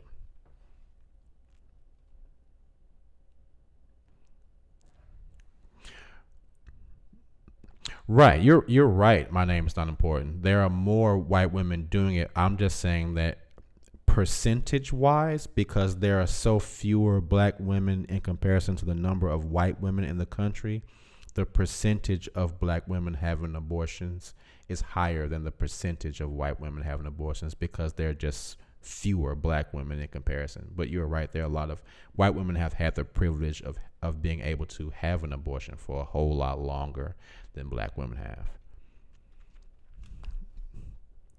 Okay, Self-Care Boss says interracial dating is a no for me. LaTanya Smith says black women don't choose good fathers, and she has many fathers. What do you mean? You mean she has many like children's fathers, because you can only have one father? KB says, yes, I've sampled the color palette. It's all good. What do you mean you sampled the color palette, KB? Be a little bit more specific.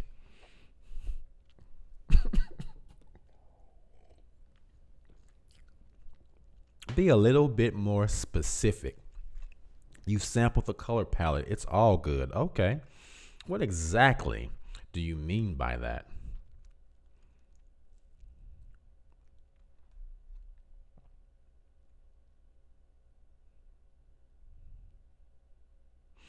Cleo Banks says, I have, and it was fine, I guess. Lots of culture differences, and I saw white privilege in action. Cleo Banks, I agree with you 100%. My last relationship was an interracial relationship, and let me tell you how this is what I thought about that. I will show you guys. On my blog, I wrote an article, and I just published it not too long ago.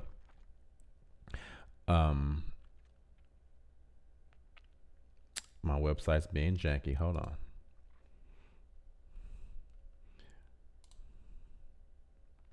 This is my blog, and I'll show you the article that I wrote. 7 reasons why I will never be in another interracial relationship. I'll put a link to it in the chat if anybody wants to read it. But one of the things that Cleo mentioned is a reason why I will never do that again. There are a lot of cultural differences. Now, I felt it incumbent upon me to try to teach as much as I could about what it is to be a black man in this country. I had to put up with a lot of really racist comments from some of the members of her family. One of the things that I put up with, and I think it was one of the things that really pissed me off. Yeah, right now, Julian, it might be a little bit of a story time.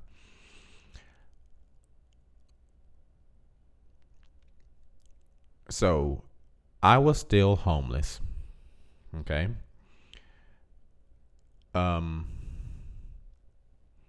She went out of town. She went to Europe. So I took her to the airport. While she was out of town, I cut my locks. So also while she was out of town, I got my new car, the car that I have now. I bought that car while she was out of town. So when I went to pick her up from the airport, her and her daughter, I picked them up from the airport. They saw me coming in the new car. And they were like, "Oh, you got a new car." So when I stepped out of the car, they saw that I had cut my locks. And she was like, "Oh my God, you cut your locks." This was several years ago. It took me a while to grow my hair out enough to even get my hair to start locking again. And then to get my locks put back in. But when we went to her house, her father saw me. And the first thing he said was, "You look like a respectable citizen with that haircut."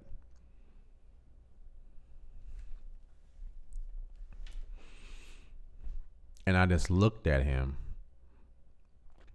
And I just kind of laughed. And I looked at her. And she had a look on her face like she knew that stung. That I didn't like that. And I talked to her about it later. I didn't want to, her father's an older guy, and I never wanted to be disrespectful to him. But I knew had I said something in that moment, it would have come out so real that, it would have been a really bad situation. So I waited till later to talk about it, and we squashed it. But there were times when I would talk about things like racial issues, racial things that happened to me, and they would her family would always think, or her father would always think that I was exaggerating. And I would always say, "No, I'm not exaggerating. That's how it really is. You just don't understand because you've never had to deal with it." So there is a huge divide in the way those two worlds interact. Now, my name is not important what you're saying, but if you truly love someone, skin color shouldn't matter. It shouldn't, but it does. And for me, what I've learned, I did that one time, and I will never do it again, because there's just something about having a woman that understands your struggle. And I don't want to get all preachy about this, but at the same time, of all the races in America, there is no other race that can say we live in the land of the people that enslaved us for hundreds of years. There's no other race here that can say we still live in the land of our captors. We still live in the land of the people who enslaved us.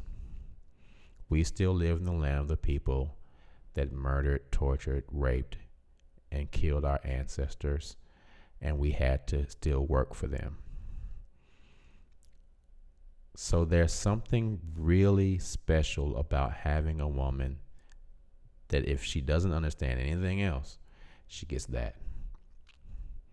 And having someone that is actually, see, the thing I learned in that interracial relationship is that white people can be sympathetic to what happens to black people, but I don't think they can be empathetic because they are not treated the same way. So they can't have empathy for something that they've never really experienced.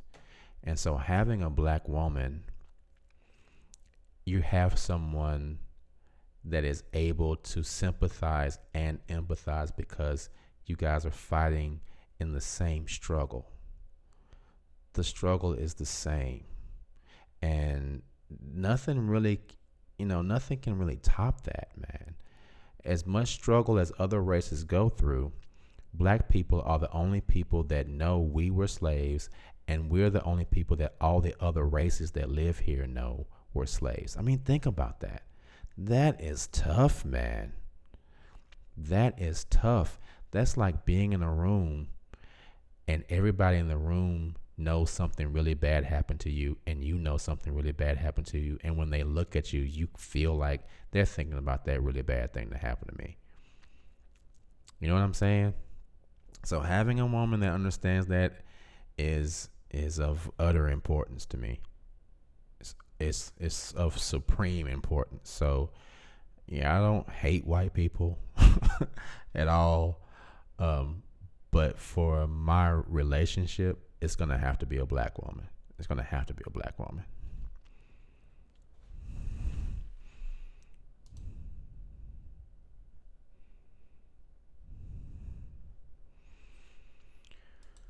KB says, I'm so glad I don't go around thinking about that.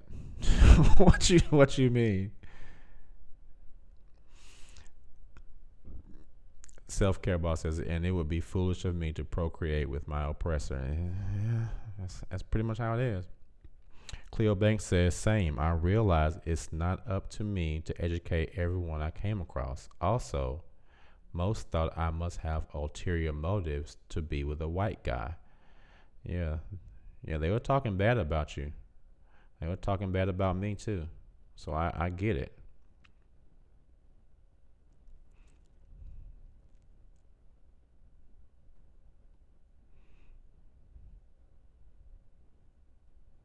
My name is not important. Says everybody in America is enslaved. Your social security are shackles. Yeah, but a number that shackles and having real shackles is two completely different things. Back then, our brothers and sisters wasn't talking about social security numbers as shackles. They was talking about, damn, these shackles is shackles.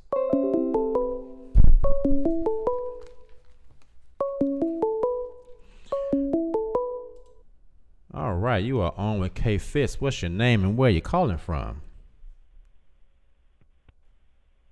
Hello? Hello? Yeah, what's going on? Oh, I'm sorry. Hold on a second.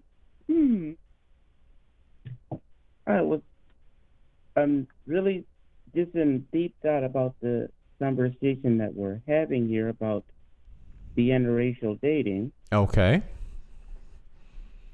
What's on your mind? Talk to me about it. There's a ton of stuff that's going through my head. I'm not sure where to start. Okay. Lay it on us. I think what you were speaking about of trying to pretty much talking to your blue in the face to get your white girlfriend or boyfriend to understand where you're coming from. I once had a driver take me to an appointment out of town, and she was a white woman, and she had a black boyfriend. And she was telling me that so many black people keep telling her, you don't understand, you don't understand. And she was telling me, yes, I do understand. I do understand. I see it all the time. I met it. My black boyfriend, and she told me some horrible stories that they've been through, seeing how her black boyfriend was being treated. They lived in a trailer park. So what I did is I told her, I said, okay, listen, here's what other black people have not been able to explain to you.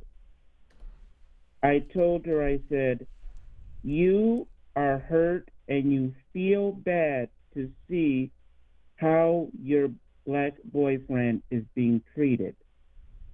And you feel bad that you have been sort of ostracized by your family because of having this black boyfriend. But what you don't understand is if you break up with him and then you go back to your people and in time and if you end up dating someone white again, in time they'll forget about it. And here's the other thing, you can go back to being white. And I told her, I said, not that I feel bad for who I am. I love who I am. It's just that you can go back to being white. They'll forget all about it. And when you go to the store or go about your business, and you're not around your black boyfriend, and you're around other whites who don't even know you have a black boyfriend, you'll be treated okay. I said, but black people, everywhere they go, they can't escape their skin color. And then I think she really got it then when I told her that, because she was like, oh, I told her, I said, yeah, you feel bad that your black boyfriend is black, but he can't go and be white, but you can go back and be white again. We can't do that. As I told her, I said, all over the world, they know who we are. They treat us all the same, even though some in Trinidad, I told her, some in Trinidad, the Trinidadians don't like American blacks. Haitians don't like the Trinidad. They're all divided, but the whole world that is run by whites will treat us all the same. I said, that's what you're not understanding. And I said, and you don't understand, you don't have to live with that. All of your ancestors are now living among people who used to be your oppressor. I said, you're a white woman. I said, back in the day, white women reaped the benefits of the slavery that white men had the slavery over us, and had slavery and raping black women in the back of their houses. I said, but white women reaped the rewards of that, even though it was brutal. I said, a black woman thinking about dating a white man, she has to think about, I'm dating my former oppressor. Even though you can find, some interracial couples where the white man genuinely loves his black wife, but stats show that only 3% of white men even deal with black women, and even less than that of any of them who actually marry black women. And then there's this thing going around about ghetto gagging and this some kind of exotic curiosity of white men coming with black women, and usually not for anything good. So it's a lot of that going on. And I'm looking at this and I'm thinking that is now, I had an experience like I wrote in the chat room a few weeks ago. There was someone that got this fellowship. He was one of the ones that his household is one of the ones that I sent the 47 letters out to with the Australia Royal Commission and all the stuff that I found out. So I was eager. He came over. I was eager to see what he thought about the letter and everything. And lo and behold, I still can't get over it. In the text, he basically said, because I texted him to ask him about the letter. Well, long story short, he says, that's what I want to talk about. He comes over here, and then he asks me, what I came over for is I got this fellowship because I cheated on my wife. And then he goes on to say, I was just wondering, my wife is not functioning anymore. Would you be okay with he kind of stammers over his word. I don't know if you've ever had a man or not. Is it okay if we, pretty much be having sex? Now, he's a white man. He's married to someone who's not white. And I was thinking to myself, oh my freaking God. This man just came over here. I said, what does he think I am? And I'm thinking that went through my mind. I'm like, I'm a black woman. Could subconsciously and culturally, in the back of his mind, that's what he was thinking that I am. Yeah, he had to leave. I said, I'm sorry, I'm not interested in anything like that. And then he texts me and says, I'm sorry that I put you in a bad position. I want to send you a photo. And then I text back to him, no, but do the research that I sent you in the letter. It'll be liberating, and you'll learn. Do research on the organization. And that was that.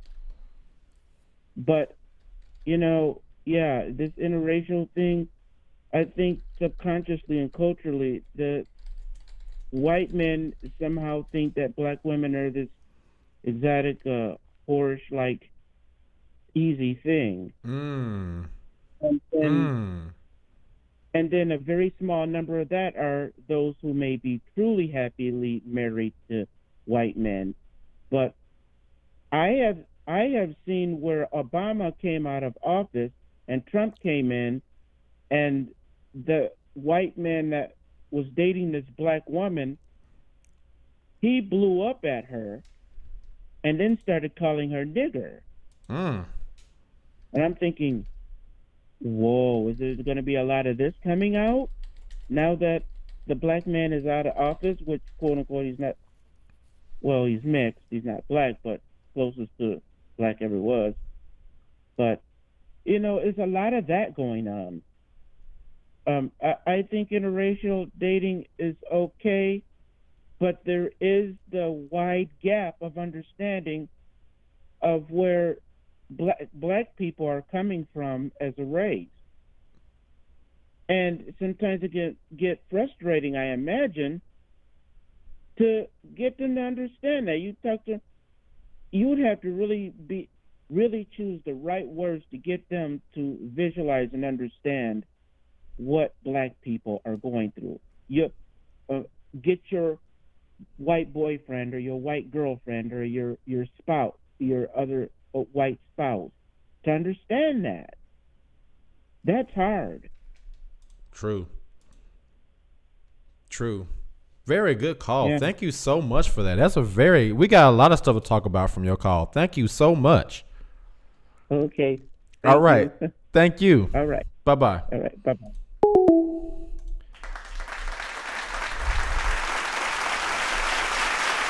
She brought up some really, really, really good points. I really enjoyed that call. That was really, really good.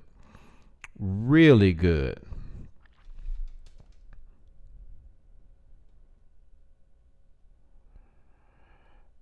So Miss Mont Blanc says her husband is white. Okay.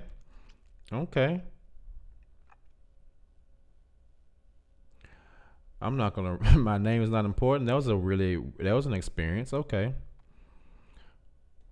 So we seem to be having. Cleo Banks says most white men want to be dominated. Okay. All right. Yeah. Cleo Banks never said no either. So.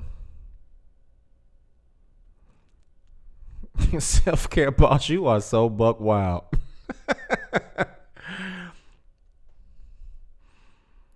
Miss Bont Blanc says she's up to speed. Okay, so so Cleo Banks, did you do it? You didn't say no. What's going on? And is that in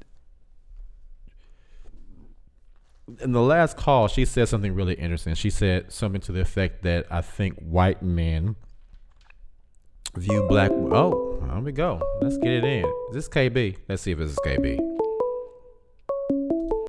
You are on with K Fitz. What's your name and where you calling from? This is Kay. I just, before I picked up, you're going to hear it. I said, I bet this is KB. Is this KB? I bet this is KB. What's going on, KB?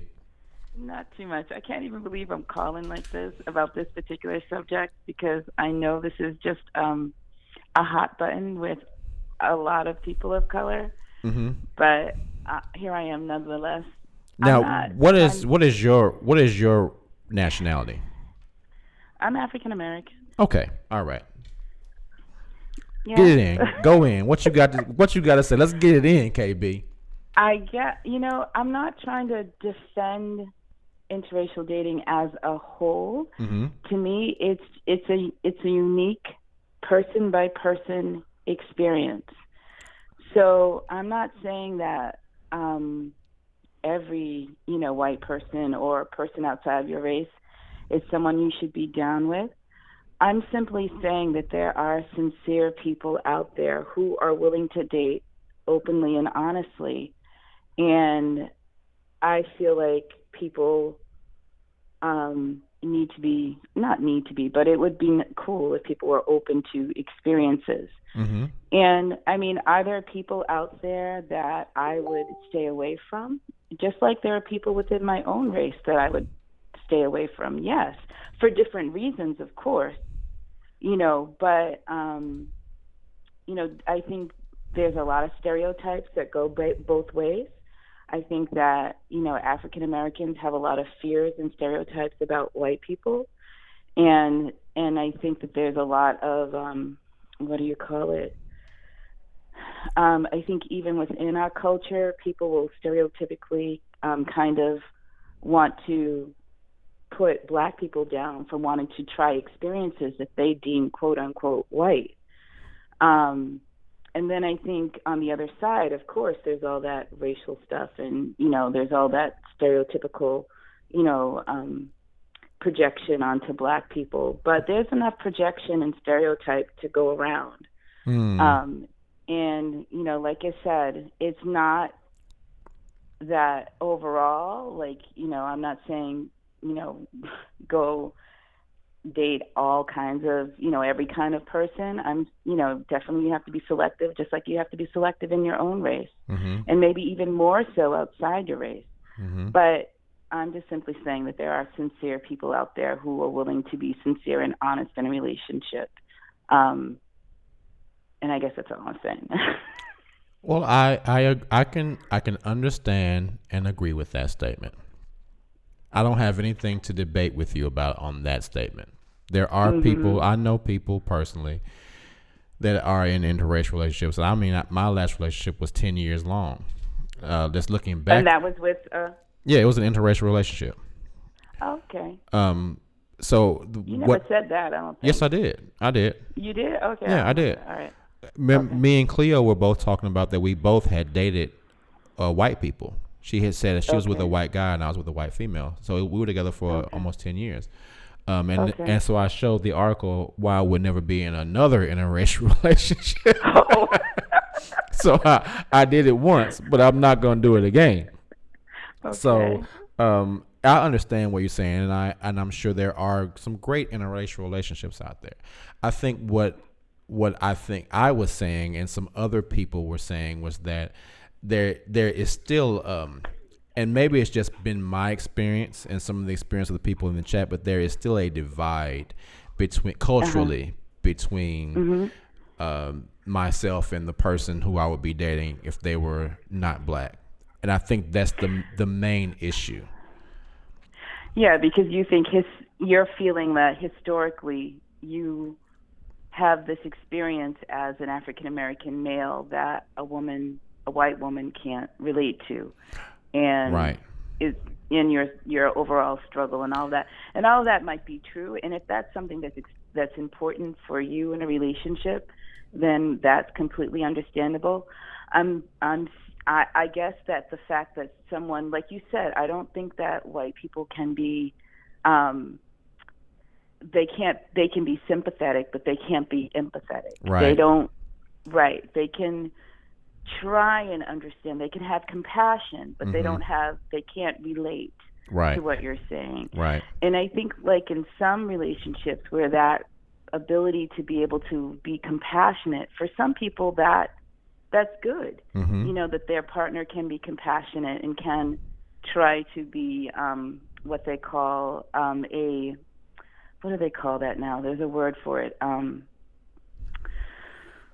They can be an ally, you know, right. And they can help defend. You know, actually I met a young Caucasian man who we struck up a conversation. Actually, it was a place that made hats, and I was trying on hats, and we struck up a conversation about education in America, and I was saying that the education system here needs work and whatnot. And he goes, yeah, that's true. My wife is a teacher, and then he relayed that his wife was Black and how it was difficult for her to see like all of the children in her classroom. She felt like have an uneven start to some of the Caucasian children. And, you know, he's trying to relate to what she's saying, but he's acknowledging that I can't relate to her. I can only be compassionate and hold space for her upset.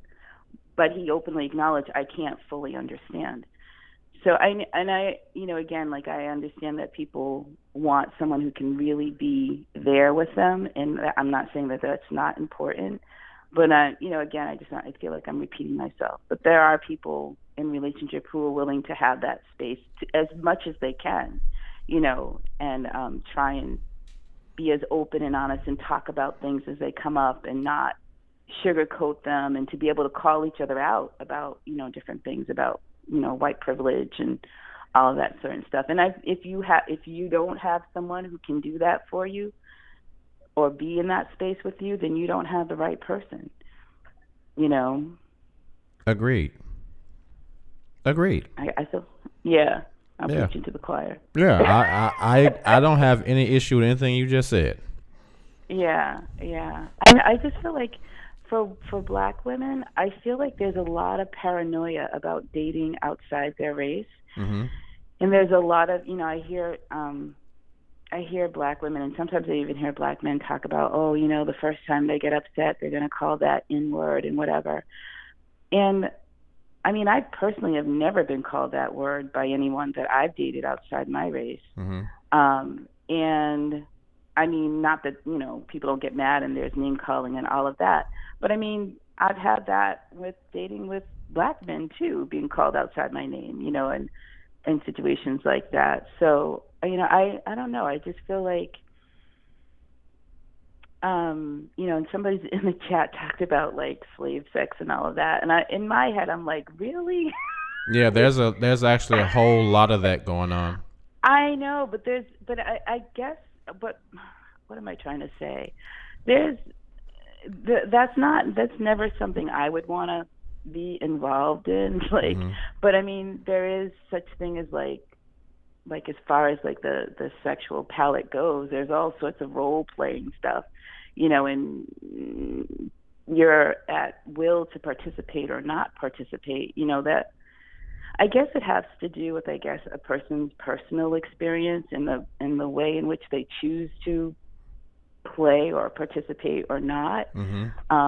But these are, you know, adult things to make adult decisions about. And again, if that's not your thing, and it would never be my thing, then that's not someone that you want to be engaged with. Someone who even thinks that that's something fun or enjoyable or even permissible, you know, in a relationship. That's not for you. I would look twice at someone, a woman, an African American woman who would be into that. But then again, she's not me. I'm not judging her. You know, I'm maybe side-eyeing her a little bit, like, really. But, yeah. All I right. guess that's all I need to say. All right. Well, see, that wasn't so bad. I told you I wasn't gonna. I guess that. I told you I wasn't no, gonna I clown didn't you. think you. I was just joking with you. I was just I know. I'm joking just with you. joking too. Okay. Well, thanks for calling. As always, KB. Always a pleasure. You're welcome. All right. All right. Bye bye. Bye. All right. Thank you for calling, KB. Ms. Montblanc says, my husband was the one man who approached me as a person, not a sex symbol, not a free meal ticket or a free ride. Not what are you going to do for me, but what can we do together? So are you saying that he's the of all the black men that have ever approached you, he's the first man that ever approached you with that type of thought process?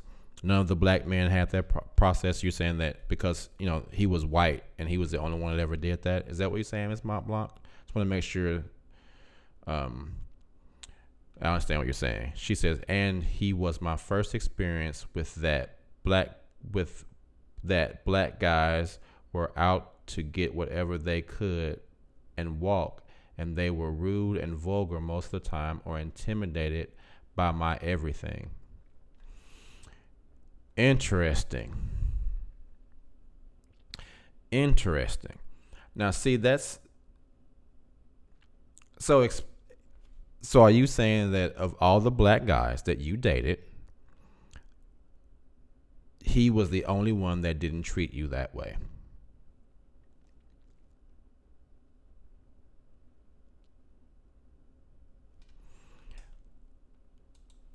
Are you saying that of all the men that you've dated, he was the first one that treated you with some type of respect, had his own thing,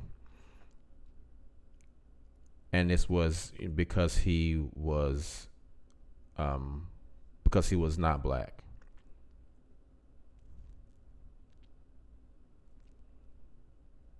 So let me ask this, Ms. Montblanc: where were you? What type of men were you?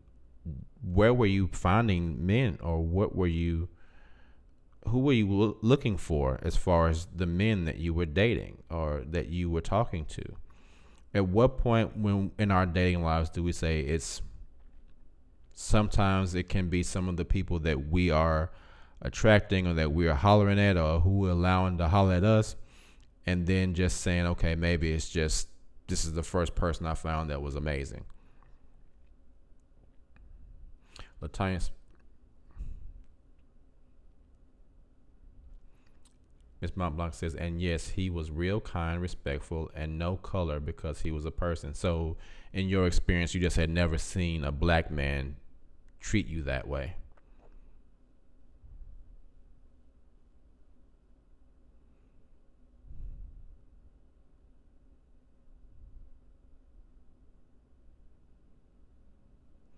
Ms. Montblanc says, I meet these fools at the hall, at work, at the gym.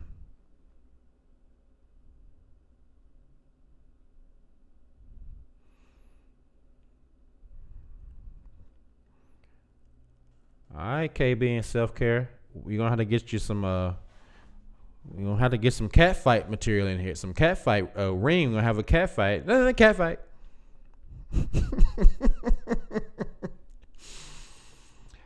Come on now, ladies. Let's disagree without being disagreeable. Let's hear everyone's points. Then let's have a discussion and not an argument. Let's figure out what's right and not who's right. Ms. Montblanc says, the only black man who never abused me was my dad, who set my okay. So you're saying your father set a high standard. Okay. So Ms. Montblanc, how many men did you date that were treating you that way? My name is not important. It says, to be honest, I was never sexually attracted to men in the Kingdom Hall. They were attracted to me. Yes, there are genuine, happy relationships between black and white. Now, I'm not going to lie. To have a 10-year relationship, that means that there had to be some good times. And in the beginning, the relationship that I had with my ex was literally the best relationship I had ever had in my life. It was fucking incredible. My ex-wife's involvement in it is literally the catalyst that ended our relationship. And that's just being real. My ex-girlfriend told me that ever since that happened, she never looked at our relationship the same. She said she stayed with me, but she never felt the same way toward me after my ex-wife did what she did. So my ex-wife literally ruined that relationship. She was the catalyst for ruining that relationship. There were a lot of other factors that ruined that relationship or caused that relationship to fail, but my ex-wife's involvement is what literally caused it to fail. And she did it simply because she was upset that I was seeing a white woman. She still wanted to get back together, but the fact that, I had never dated a white woman before. I never thought I would ever date a white woman, but having my wife being a black woman, her finding out that I was seeing a white woman, I think made it even worse in her mind. So that's why she interfered, and that was the catalyst for our relationships ending. Had that not happened, I don't know if we would still be together or not. There's a good chance that we probably would be.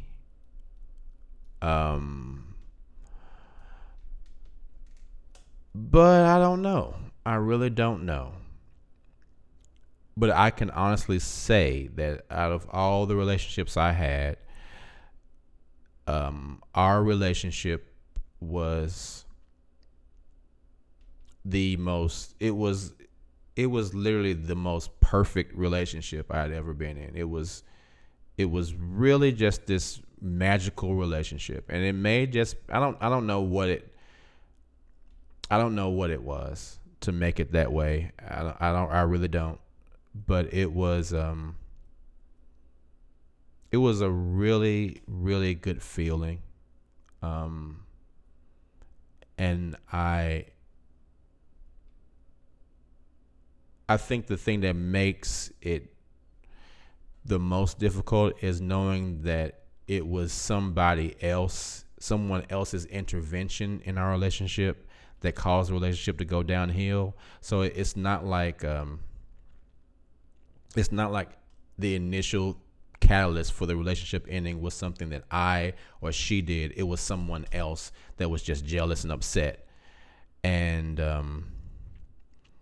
but see, here's the thing too, and here's just something I looked at as well. See if and here's a difference between black women and white women too. Not all, but some. Had I been with a black woman, and my ex-wife tried to pull that shit, the result would not have been the same. A black woman would have been like, I know what the fuck you doing, and I know why the fuck you doing it, and that shit ain't about to fly because this is a good man, and you're not finna fuck up our relationship. Fuck you. That's what would have happened had I been with a black girlfriend. But see, here's another thing. White women ain't going, the ones that I've noticed, they not gonna really try to fight a black woman like a black woman would try to fight a black woman. Like, I'm pretty sure, like, if my ex-wife would have gotten a fight with my ex-girlfriend would have got mollywopped. Miss Montblanc, no, I was not. We had already been. We were not together. No, I met my ex-girlfriend after me and my wife had been apart for about 3 or 4 years. So there's another big difference between white women and black women, it wouldn't have, the situation wouldn't have ended the same way. It wouldn't have. So so that's another thing. Why, it would just be a whole different thing. So I chalked that up. I'm just have to chalk that up to the game. I'm having to chalk that up. But it was a learning experience. Miss Montblanc says, ex-girlfriend would have gotten dusted. Yeah, she would have. My ex-wife would have beat the shit out of my ex-girlfriend. I mean, completely.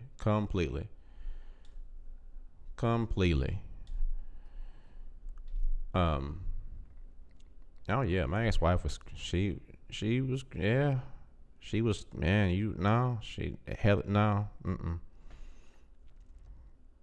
no, she did not want none of that. She would have gotten dusted. She would have got touched up real nice. She would have been big mad at that ass whooping. She would have got her ass whooped, and then she would have just been walking around big mad about what just happened. I'd have just looked at him like, you big mad, ain't you? You mad? You are big mad. So I think we have touched on everything tonight. Goodness gracious. Goodness gracious.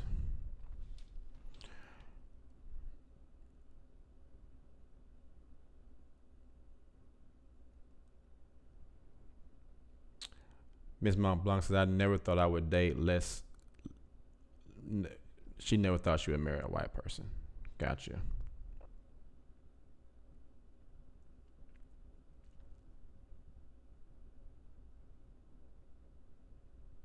Miss Montblanc says, it's hard to find a good man anywhere and a white move-in girl. Miss Montblanc, you be saying shit that I don't know what you're talking about sometimes. It's not hard to find a good man. It's hard. I think sometimes it's hard for women to accept the type of man that good men are.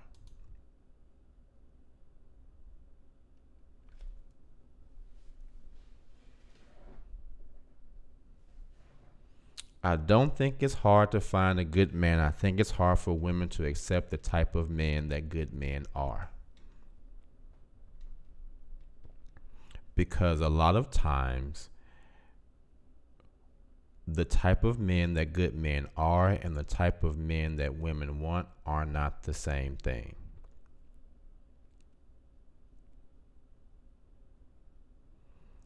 Miss Montblanc says, okay, so are you going to date now? Yeah, I'm going to go take some waffles up to Cleo Banks.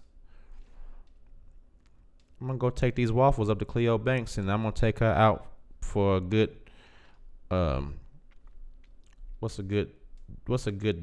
we're going to have to video chat first because Cleo Banks might be lying. That might not be her. So I'm going to make sure that's her first before I take it. And when I can't take her for coffee because she going to think I'm just trying to have sex with her.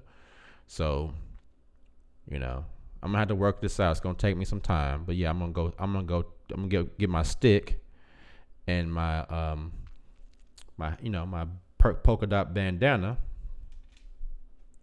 Miss Montblanc says, "Are you going to date now without seeing color?" Miss Montblanc, I hate when people say that. I hate when people say stuff like, "I don't see color." That is, to me, that is such an ignorant statement. I'm not calling you ignorant. I'm saying, I just think that's an ignorant statement. My color is a huge part of who I am. So if you don't see my color, then you don't see who I am. So for someone to say, I don't see color, one, it's a fucking lie. Yes, you do. We all see color. Two, I worked hard to be what I am in the skin color that I am, and the color of my skin is a huge part of who I am. I want you to see my color. I don't want you to say I don't see color, because you're taking away a huge part of who I am. Yes, my blackness is a huge part of me. It's a huge part of me. So to say I don't see color, you don't see blackness, well, you don't see a part of who I am because I'm black. And I'm gonna need you to see that. You're not colorblind unless you're a dog. You can see color.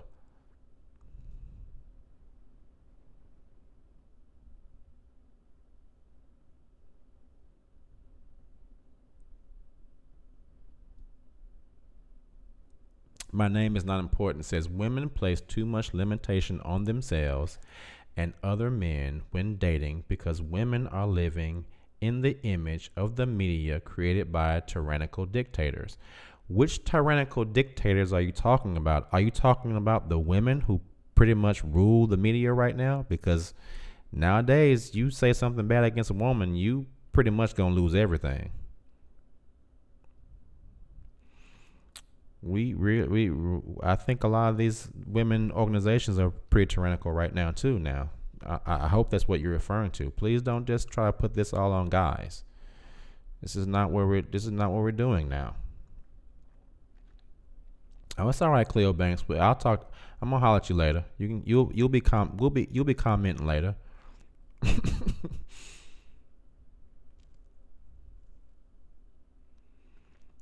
My name is not important. Says women don't control nothing in the media. Really? You don't think so? Tell Bill Cosby that. Tell a lot of these people who have been falsely accused of. Tell the Central Park Five that. Tell all these people who have been falsely accused of all these different things that women don't control. Women control a whole lot, and I think that we going way off topic, but here's what I think about that. My name is not important. See, women, y'all about to get me on my soapbox. You know what? Give me 1 second, guys, because I'm about to go in on this part. I want to make sure I got everything I need. So let me get this water real quick, because I'm about to go in on this one. Hold on 1 second.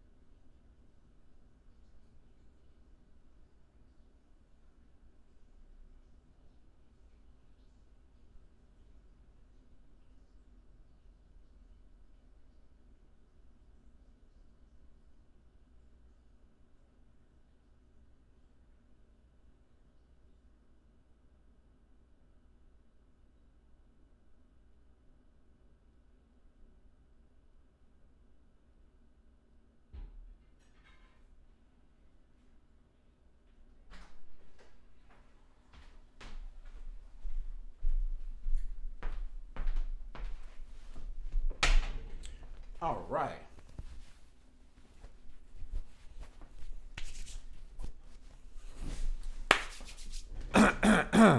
Let's get this thing popping. All right.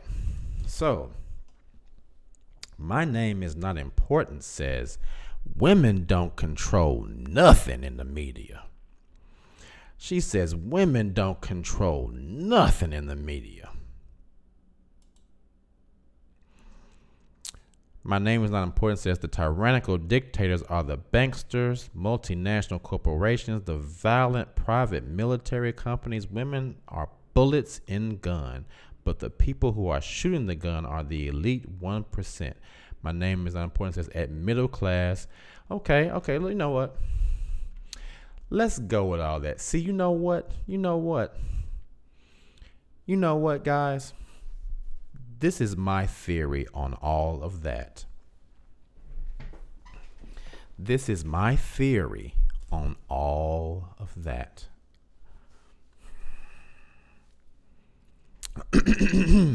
Let's get it in. My name's not important. I see what your shades on.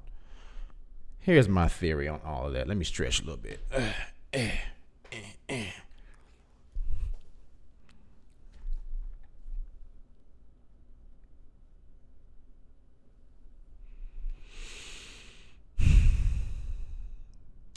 Women have chosen to give up the things that make them the most powerful beings in the known universe. All of the things that you mentioned, all of the people that you mentioned, all of the beings on this planet come from the womb of a woman. Of all the beings in the universe, there is only one through which the universe, the infinite universe, chose to give the ability for a soul to come from the great unknown to merge with a woman's tissue to create a life, and through that woman, life comes into this world. There is nothing more powerful than that, and there is no other being in the universe that can do that. Women have chosen to give up everything that goes along with that role in favor of doing the roles that were assigned to men by the universe. The universe assigned us all roles. Women's roles, major part of women's role was to be the conduit through which life comes, and to be the teachers and the nurturers of every human being on the planet. None of these men that you're talking about would be able to do anything had it not been for the first person that ever taught them, which is a woman. But women then see the things that men do and say, I don't want to do the role that was assigned, that was given to me by the universe and the Great Spirit. I want to do the role that was given to the men. Men have a role and women have a role. Women are the biggest consumers of everything in this country. The entire country's economic system is controlled by women. If women were to stop buying shit tomorrow, the economy would crash. The whole monetary system in this country is determined by the purchases that women make. Women have gotten themselves in a position where they are fighting for things that are literally going to be their own detriment. Women fight against the masculinity of men when most women want a masculine man. Women fight against, one of the main things they always talk about is, I'm independent and I don't need a man. But then they say, where are all the good men? You don't ever hear a man talking about toxic femininity, that femininity is toxic. No, because men, we value femininity in a woman. We want our women to be feminine. There's no such thing as like toxic masculinity. If a woman is in her feminine, her true feminine, and a man is in his true masculine, then there's no toxicity in that. There's toxic people, but there's masculinity and femininity aren't toxic in themselves.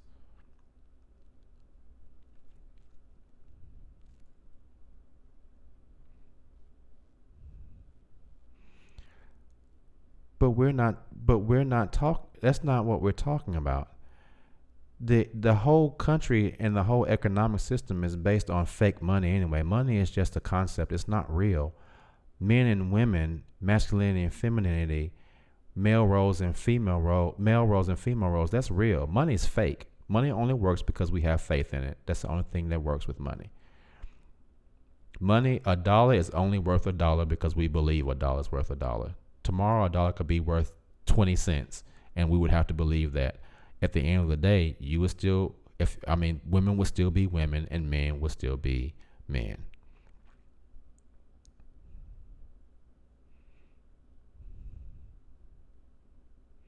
Latonya Smith says, you can say anything about a man and nothing happens, but say something about a woman. Thus the whole movement, believe everything a woman says, which has been totally proven to be wrong because so many of the women have been lying. Look at the women that accuse men of rape, have been proven that they lied. The men went to jail, but the women had no negative consequence for lying on a man. Come on now.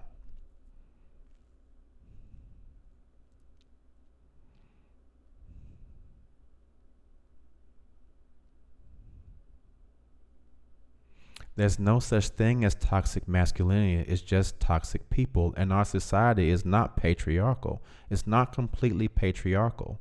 It isn't. Here's a question that I asked that I would be interested in hearing an answer to from women. Can you name one society that was built solely on the backs of women? Can you name one society that has been built solely on the backs of women versus societies that have been built solely on the backs of men?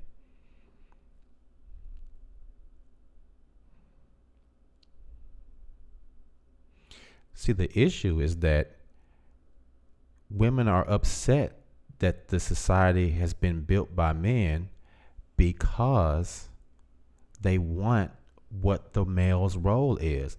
The man's role is to build society. The woman's role is to nurture it. But women don't want to nurture it. They want the benefits of the ones that have built it. That's not what our roles are.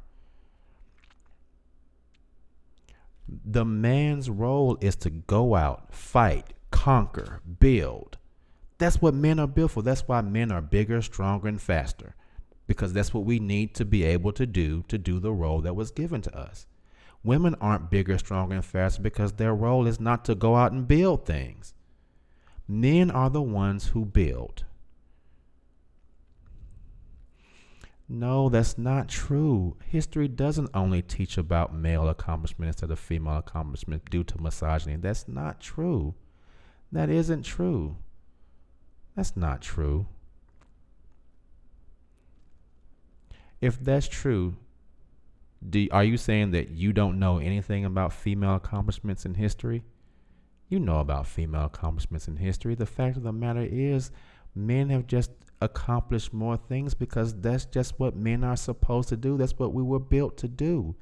And women don't want to understand that. Women don't want to understand that the things that men have achieved is because that's what the Creator built them and made them to do.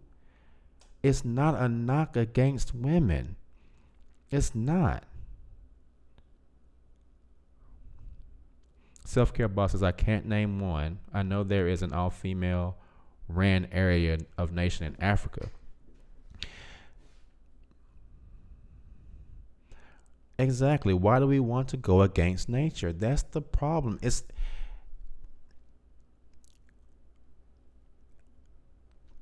Men don't go around saying, why can't we have the babies? Okay, my name is not important, but for the most part, if I want to learn about Black history, I have to go to a Black history course, right? Here's the thing, my name is not important. The issue that women have is the same issue that Black people have.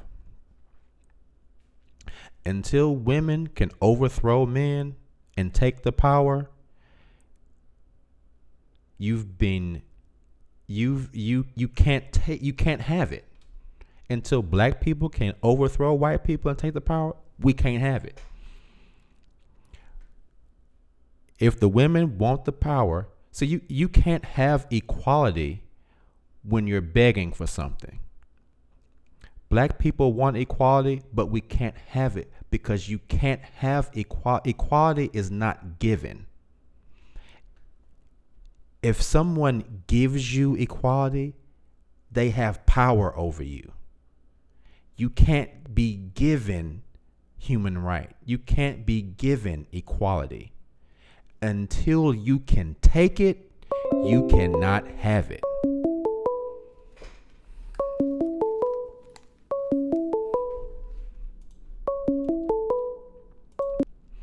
You are on with K Fitz. What's your name and where are you calling from?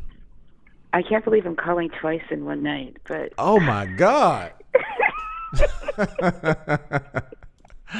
What's on your mind? What's on your mind? Oh my goodness, this is another rant because I was ranting a couple of nights ago on your show. But when you talk about, first of all, just to sort of lay the foundation about a patriarchal society, I don't know if by patriarchy, if we're talking about the same thing. Mm-hmm. So by patriarchy or a patriarchal society, when men have rulership, when they're the ones in charge, they're the ones who are making all the decisions that affect the entire society. And that decision is not, those decisions are not necessarily balanced decisions. And so when we talk about toxic masculinity, we're talking about men who are not really understanding the fact that, like you said, their role is not only to build, but also to help protect the community that women may nurture or that a woman may help to thrive. But when they're using their masculinity and their power to suppress women, or they're using their ability to affect her choices or to limit her, then their masculinity becomes toxic. They're out of balance. And I don't really understand how you can say that nobody talks about toxic femininity.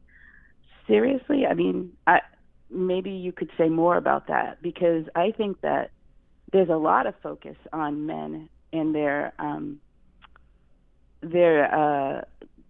unappreciation of women, or their willingness to exploit women, and their willingness to talk about how women don't support them and the ways in which they name call women. So I don't know, what do you mean that men don't really talk about toxic femininity? Well, you said a lot. So let's take one thing at a time. Okay. If you ask a man what are some of the qualities that you want in a woman, one of the first things a man is going to say is, I want a feminine woman. Mm-hmm. And that means what?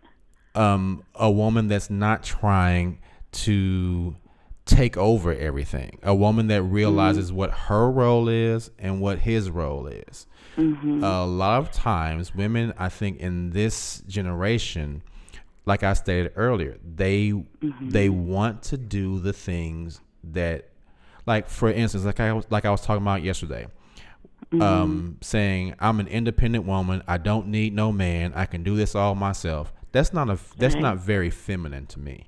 Hold on, let me finish. Hold on. Okay, sorry. Being independent, like I said yesterday, being independent has nothing to do with being male or female. It has to do with being an adult.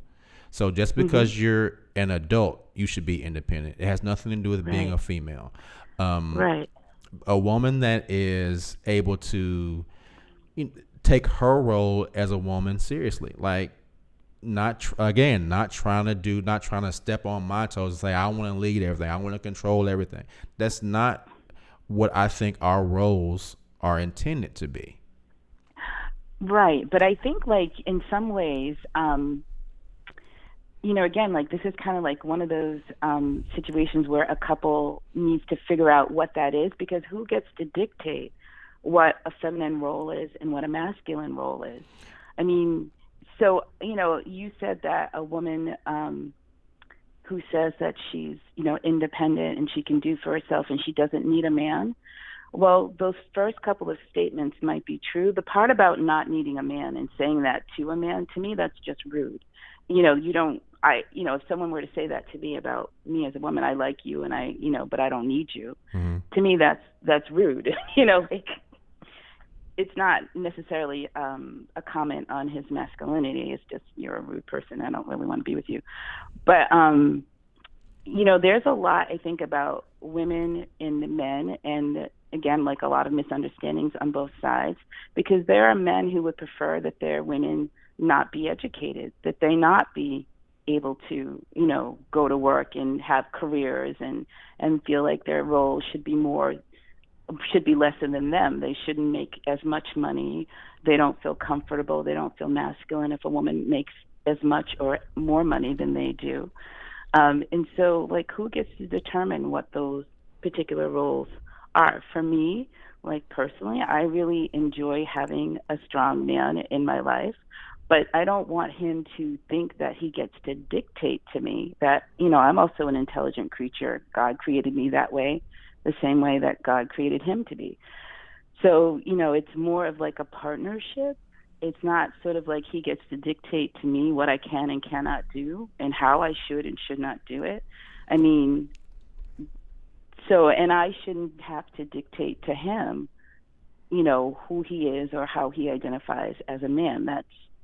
That's something I think for a couple to kind of come together and agree upon. But as a society, not to see that our society is ran by men who are really interested in domination and being able to use force as, might is right in our society, and not see how that really severely suppresses women. I mean, just people of color, we don't hear a lot of stories about the accomplishments of people of color. That's sort of coming out in these little, bits and pieces, movies like Hidden Figures, where these women were brilliant scientists and they happened to be women of color. People of color and women at that. And, we're just now figuring out, who these women are. And it's the same thing about stories about women. Yes, we know some of the stories, but by and large, the stories of men far outweigh the stories of women and their accomplishments and what they've given to our society. So I'm just I'm kind of at a loss. How is that not known? America is America. Yeah. America is not going to change. Yeah. America was built by men. Mm-hmm. Women wanted rights. Mm-hmm. Or women wanted the ability to do certain things. They went but can we just go back? Hold on. I'll let you talk for a long time. I'm sorry. Go ahead. Hold on. I need to write it down because I'm going to forget what you said. Okay. Go ahead. It's like what I was saying earlier. Women felt like they wanted to have more of a certain thing, whatever that thing Mm-hmm. is. The only way they obtained it was by asking for it. They didn't go to war with men and overthrow men to get it. They asked. They said, hey, no matter how you slice it, no matter how you define it, picketing, walking around, marching, all it is asking. It's the same. No, it was more. Hold on. Let me finish. Yeah. It's the same way, even with us as black people in the civil rights movement. We suffered a whole lot more than the white women that were like the first wave of feminisms, things like that. We suffered a whole lot more physically, but at the end of the day, we were just asking. We're just asking. We want this. We want this. All right. Until you can get to a point where you can actually take what you want from someone, you're not going to get equality. You're not going. Black people are never going to be equal to white people in America until we can overthrow white people, and that's never going to happen. So there will never be true equality between black people and white people in America because we cannot overthrow white people. The same way, it's never going to be true equality. I think, anyways, I may be incorrect, but there's never going to be true equality between men and women in America until women can overthrow the men who have the things that they're asking for. So it's like you can't go into someone else's house that they've built and demand that they treat you the same way they treat themselves in the house that they built. You're going to have to conform to their rules. It's the same way with white women as it is with black people. White women wanted all this stuff, but they were not able to overthrow. So what they did something that was kind of smart. They got black women to latch themselves onto their movement just so they would have larger numbers so that they could get some of the things they wanted to get done. At the end of the day, they really didn't care about what the black women really wanted. They just wanted to have their own things. But until women can overthrow men, they're never going to get the things that they think they deserve.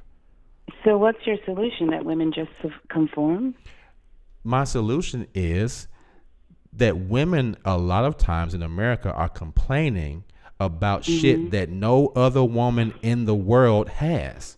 Women are so vastly in so much better positions than every other woman in every other country in the world. In this country, Then they still are like, we don't have enough. Until we can have exactly the same thing that the men have, we don't have enough. And that's to me, that's kind of an idiotic thing to do. They're going about it the wrong way.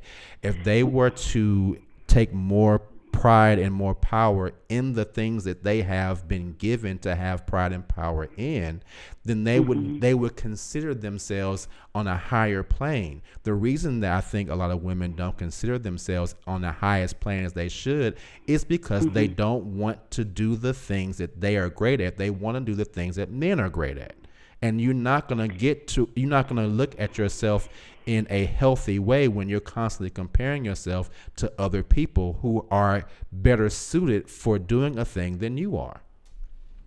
Yeah, that's interesting. And part of me feels I'm exhausted tonight because I've worked like 12 hours straight. But I'm going to attempt to quote like a coherent response to what you just said. Okay. Like when you talked about women fighting for their rights and just asking for it, back in the women's rights movement. So, you realize that women were treated like property, right? You realize that women could be locked up for insanity when their husbands thought that they were not, going along with what he wanted for. You're talking about white women? I'm talking about white women, yeah. Right. And so you mentioned women's rights, and I assume that you were talking about white women too.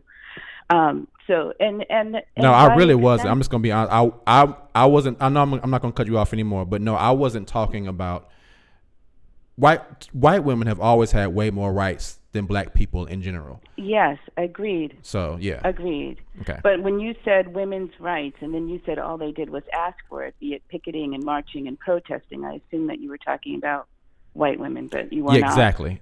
You're right. I am in that instance. Okay. Yes, I was. So in that instance, you were. So you do realize that before that, women were treated like property, and that they could be locked up for insanity, that they had no ability to vote, they had no voice in any part of government, and also were denied the right of education before the women's right movement, right? So they were not able to express and to live their lives according to the way in which they felt that God had given them. God had given them intelligence, free will, just like he had given men, and they wanted that right to express that as well.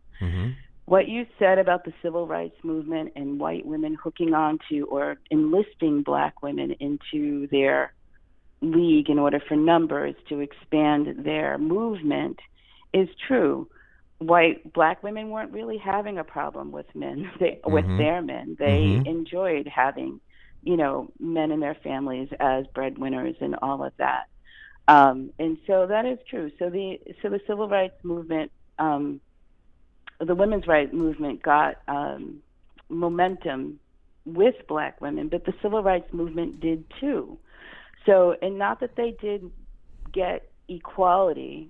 Certainly white women gained more from that movement than black women. I mean, statistically, I think affirmative action showed that the greatest beneficiaries of affirmative action were white women.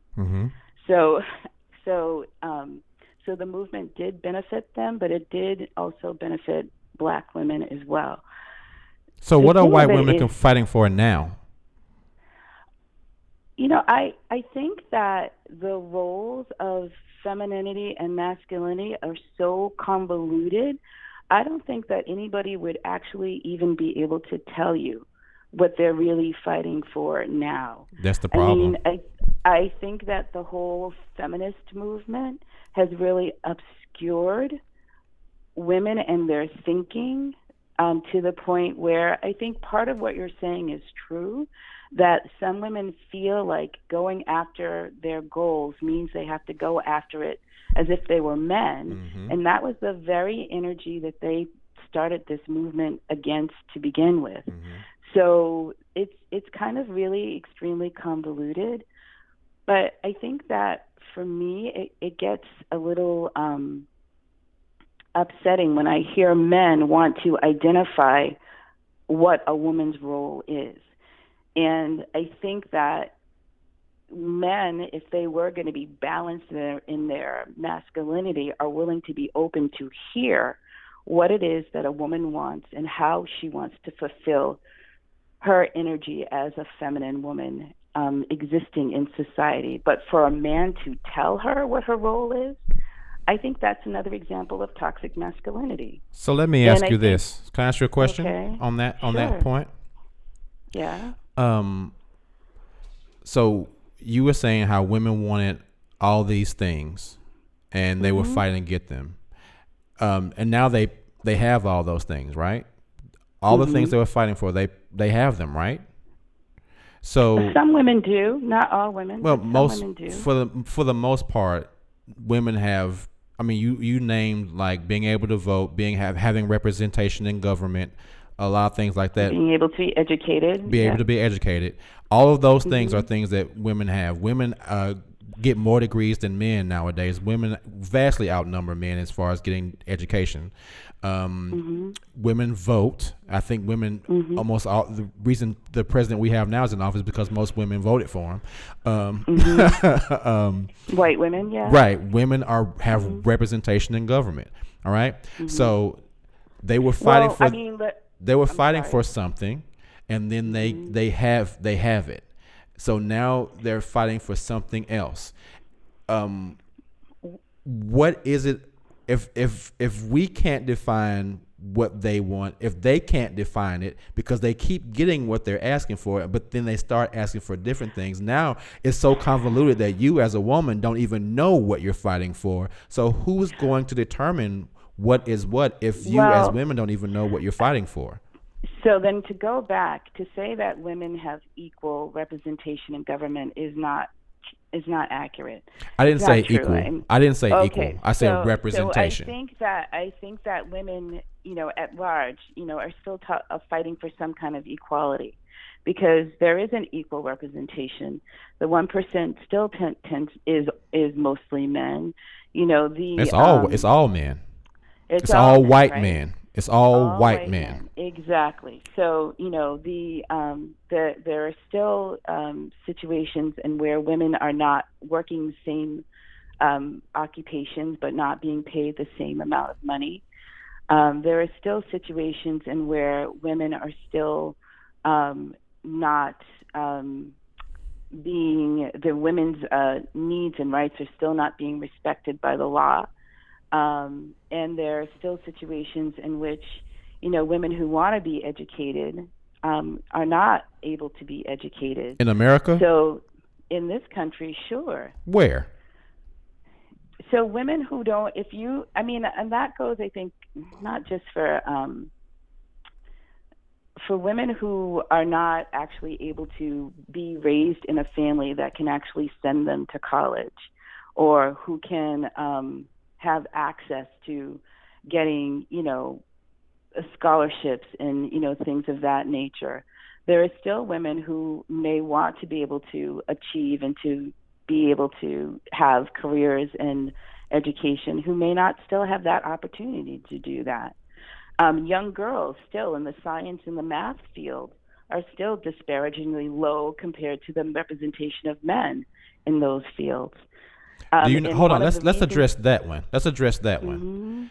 The reason that more men are in those fields is because more men are interested in those fields than women. They're not. no. The There's not as reason, many women who are interested in science, Keith, technology, Keith, and they're that's not as not many true. women.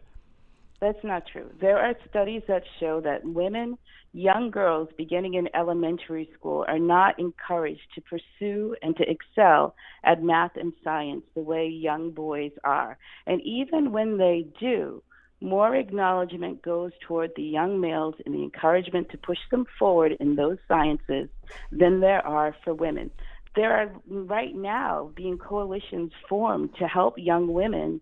I think there's actually one astronaut program too that's also geared to young women who are interested in sciences, to encourage them to move forward and build careers in those ways. So the only way that the studies have shown that the way that these young girls and women get the encouragement to move forward is to be encouraged by other women. And so that has just been starting, I think, in the last 5 or 6 years. Okay, but hold So on. it's Let not, me ask you this though: if women Yeah. have way more education than men, how is it that they are not going into the fields they want to go into?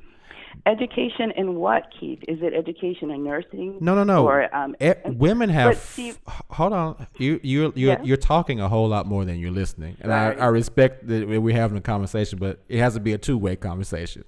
Women outnumber men in degrees in everything. Women have the ability to sign up for whatever classes they want to sign up for. They are not signing up for those classes because they don't really want to. There's not anybody at the hold on before you Okay. start talking. There's not anybody in the college, admission office that's telling women what they can and can't sign up for. My daughter is a freaking snake breeder. She's a biology major. She literally breeds DNA of snakes. She went to she studied here at Fisk, did an internship, and they sent her medical data to the doctors in LA to figure out how to cure Alzheimer's. My daughter That's is brilliant. a black girl. We grew up in a poor neighborhood. So she was able to sign up for and do whatever she freaking wants to do. And now she makes a living breeding and selling snakes. So awesome. what I'm saying is, who or what is this entity that's keeping women from being able to sign up for whatever class they want to take? So I just told you about how the educational system doesn't encourage young girls. Self-care boss in the to- chat says, I was encouraged in math, did calculus in high school. Really? She doesn't agree with me. Well, I'm an educator, so I kind of, know the statistics, but I'm happy for Self-Care Boss, and I'm extremely happy for your daughter. But there is this movement, and the movement has been in the last 5 or 6 years to propel young girls to pursue those sciences, because the statistics were showing that they were not encouraged to do that. You talk about women being more educated and having more degrees than men, and that is true. But because I deal in statistics, my mind goes to, what are those fields? Because if those fields are not necessarily in business or in those occupations that men necessarily occupy, then again, there would be that conversation about there is less representation in these areas than there are for men. Okay, well, let me ask you this though: if they aren't choosing to go into those fields, is the encouragement because you're trying to subtly force women to do something just so that there's equality, as opposed to sitting back and saying, what is it that these women really want to do? No, because as I just said to you, these women are showing propensity for these areas.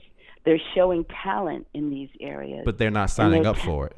No, when I say young women or young girls, I'm talking elementary school. So we're talking about people who haven't even entered the workforce yet.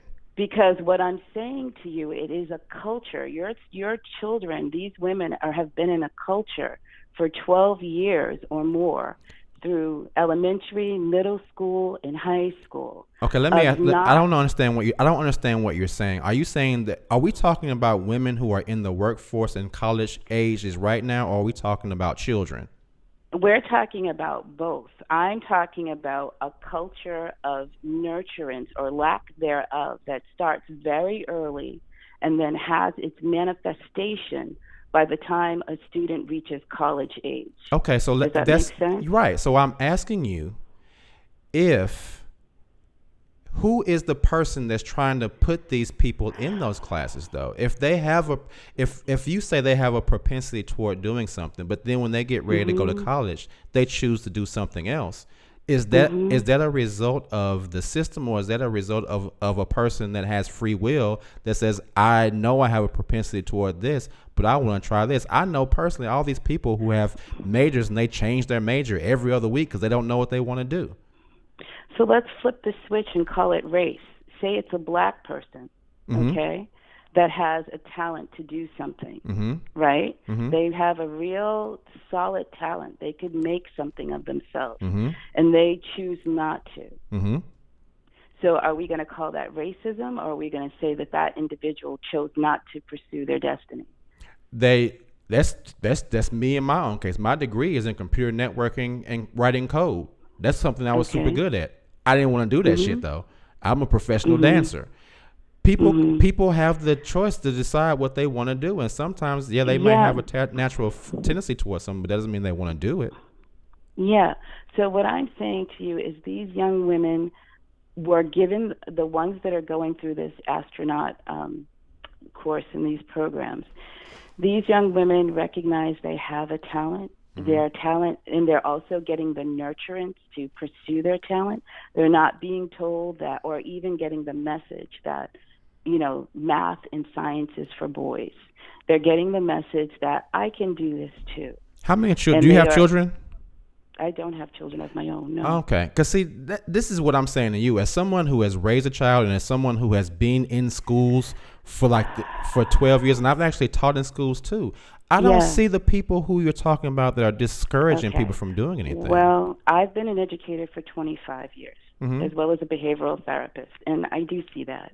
So you're saying you're seeing adults discouraging. You're seeing adults discouraging children from doing something. So what I'm saying to you, like I had said before, is that boys are encouraged to excel in those areas, and girls are not encouraged as the boys are encouraged. So that's why. So you're saying that the girls need to have the same things taught to them or encouraged to do the same things as the boys, so that everyone can do the same things later in life. No, that's not what I'm saying, Keith. I'm saying that girls should be able to they should be able to be encouraged. They should be able to, their talents recognized the way that the boys, their male counterparts are, so that they can flourish in those areas and not get the message that these things are for boys, or these things are for men as they grow up, or these things are unfeminine. It's not feminine for a woman to be a scientist or to be a mathematician or to, excel at, physics or something. This is okay for a woman to accomplish and still be a woman. That's what I'm saying. So I think I understand what you're saying, but it kind of sounds like you're just going back to, you just want women and men to just have the same roles in life, and there's no separation. No, between I that. think actually, I think that, to be perfectly honest with you, and I don't mean this as like a slight, but I think that this is really kind of like this whole thing about what men and women should have. This feels like a very, like women want to be the same as men. That feels very basic to me. Like I feel like, again, like the men and women are individuals. People are going to want to do things that feel natural and good to them. And so if a woman is good at science, say, and she wants to pursue her career in that way, regardless of the fact that this is something that men do, again, with black people and skiing, I like to ski, regardless of the fact that the 90% of the people that ski are white. that should have no relation. It doesn't mean that I want to be white, and it doesn't mean that a woman who wants to be a scientist wants to be a man. I mean, to me, that sounds like the argument of who's that man on the governing body, the black man, Heard? Yeah. Who said that a woman who asserts her intelligence in the family is like liking herself to a homosexual. That's ridiculous. My whole point is nowhere near that. My point is, I just don't see who's stopping them from doing anything. Women are doing everything. Okay. I just don't see it. Like, I'm not saying it doesn't happen, but I see in Nashville, I see women in government. When I'm driving down the street, I see women in construction. I'm like, I was surprised. I was like, dang, it's so many women. Like, there was a house that was being built right down the street, and there was like 5 women up on the roof building this house. I'm like, dang, I haven't even seen that. Like, women are doing so much stuff. It seems like, okay, women are doing all these things. What more are you? No one is stopped. I don't see where anybody is stopping women from doing anything. Well, I'll just tell you about my own personal experience. So part of my work that I do involves research. If it weren't for other women, I wouldn't get on research projects. If I left that up to the men around me or who were running projects, I wouldn't get on research projects. That is because of the other women around me. Okay, but that's the way it should be, right? That's the way it should be, right? Because otherwise, if you're saying that men and women are equal, then you shouldn't be asking the men to pump you guys up. You should be doing it yourselves, right? So, no, what I'm saying is that it's not that I feel like if 90% of the men at a particular university are running research projects, and you have a good,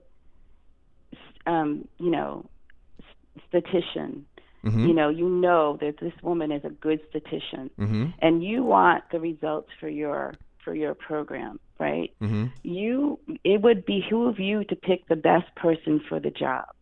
Do you not think that happens? Do you think that sometimes it's not just? Is there a chance that the best person sometimes is a woman and the best person sometimes is a man, and sometimes it's just being perceived that it's gender discrimination? Sure, just like it's perceived like it's racial discrimination. Yeah. Okay. Maybe. The conversation when it comes to discrimination goes all circular around the way. Agreed. So this thing about, do you think it's just, a man? Yeah. You could say the same thing about a black and a white person. This black person is highly qualified, and they are the best person for the job. And, oh, look, they didn't get the job. Why is that? Well, it had nothing to do with them being black. This person over here was better qualified.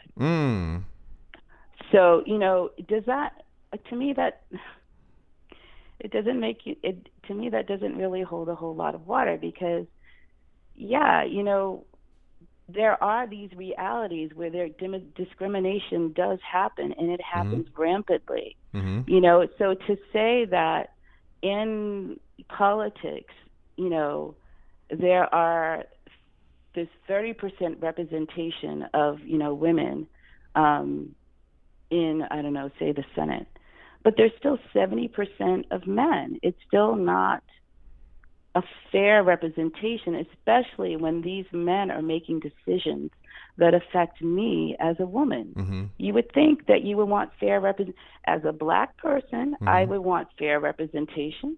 I would want there to be more than 30%. I agree. Black people. But see, so why would that not make sense? But see, here's the difference. As black people, we understand that shit ain't gonna happen because we didn't set up the country. It's like I don't think I just put myself out there. I am not gonna go into America that was built by white people, that's built by black people for white people, and expect them to treat me fairly. Okay. That's my thing. It's not. It's like you can hope and expect so much, but at the end of the day, in a country that is built by and controlled by white men, they are not going to say, let's let these people who used to be our slaves have everything equal to us. The same way those same old white men are not going to say, let's have these women that we used to dominate be equal to us, because that's just not the way America works. Okay, so you've given up?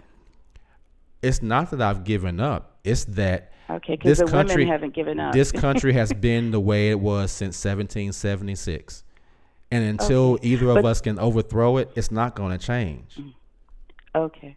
So given what you said about why women are still, what are they still fighting for? And given what you said about the fact that it's not going to change and that it sounds like maybe you've given up, these women haven't given up. They're still pushing. So, as far as like overthrowing anything, I don't know anything about that. But I do feel like, there is a way for women to operate and to get their message across without crossing the line and being really, quote unquote, masculine about it. I personally believe that both men and women have both masculine and feminine energy in them. I agree. I think that men in our society, when we talk about patriarchal societies, men don't listen to the feminine energy inside of them, that intuitive voice that helps them to appreciate how to operate in a spirit-directed way. And there's a place and time when a woman has to use, if you're a single woman and you're trying to, make it today, you have to use some of that masculine energy just to put bread on your own table, but it can get out of balance. And in a relationship, you have to recalibrate. And a woman has to be able to step into her feminine energy a bit more. And a man may need to step into his masculine energy in a balanced way, that he's not trying to overpower and suppress her. But, his role is to kind of help nurture that feminine energy and to appreciate the feminine energy in himself. So, this is a complicated dynamic here. And I respect its energy between two individuals.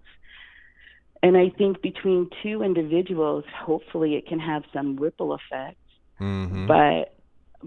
but maybe not. But I appreciate the fact that I'm probably talking more than I'm listening.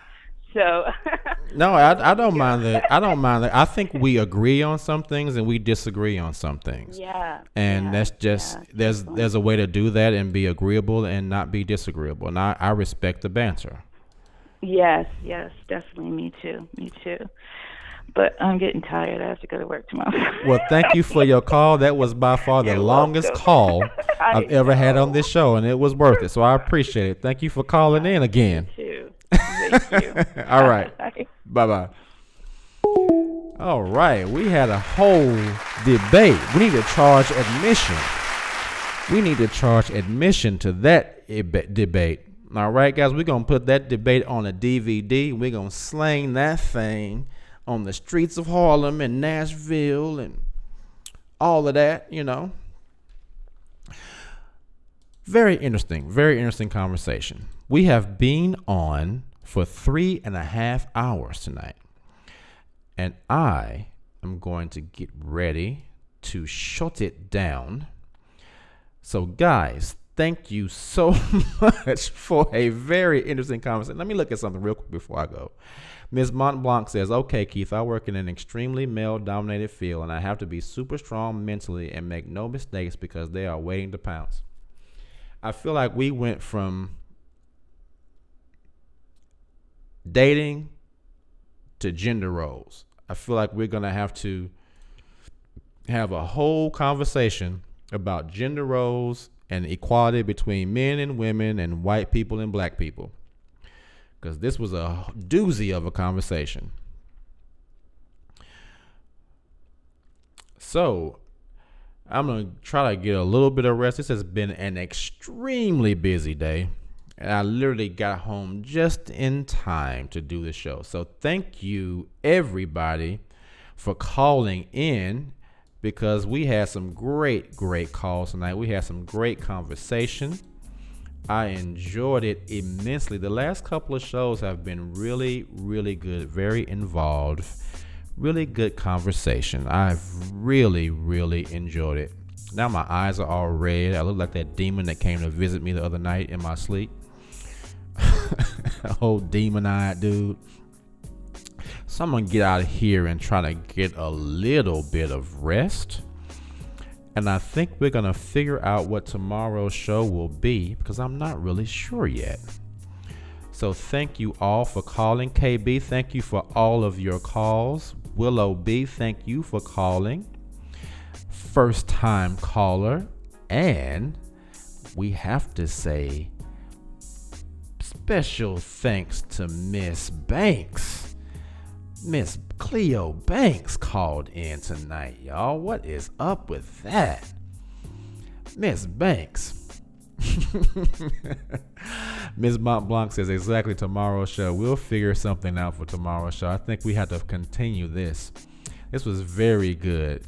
Very good. Guys, thank you so much for being part. Self-care says, well, people's new definitions of gender roles directly affects dating. That is true. Ms. Montblanc says, good night, guys. See you tomorrow night. All right, guys.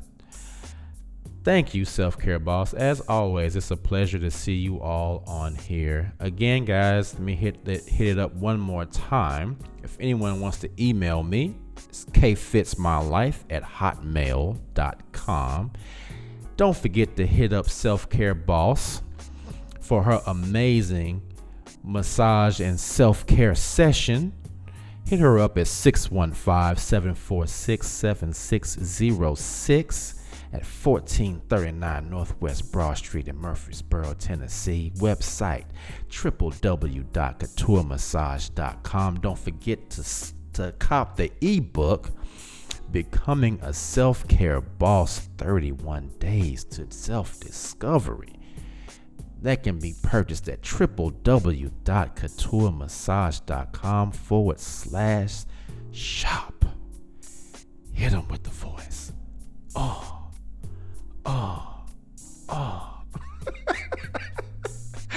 All right, guys.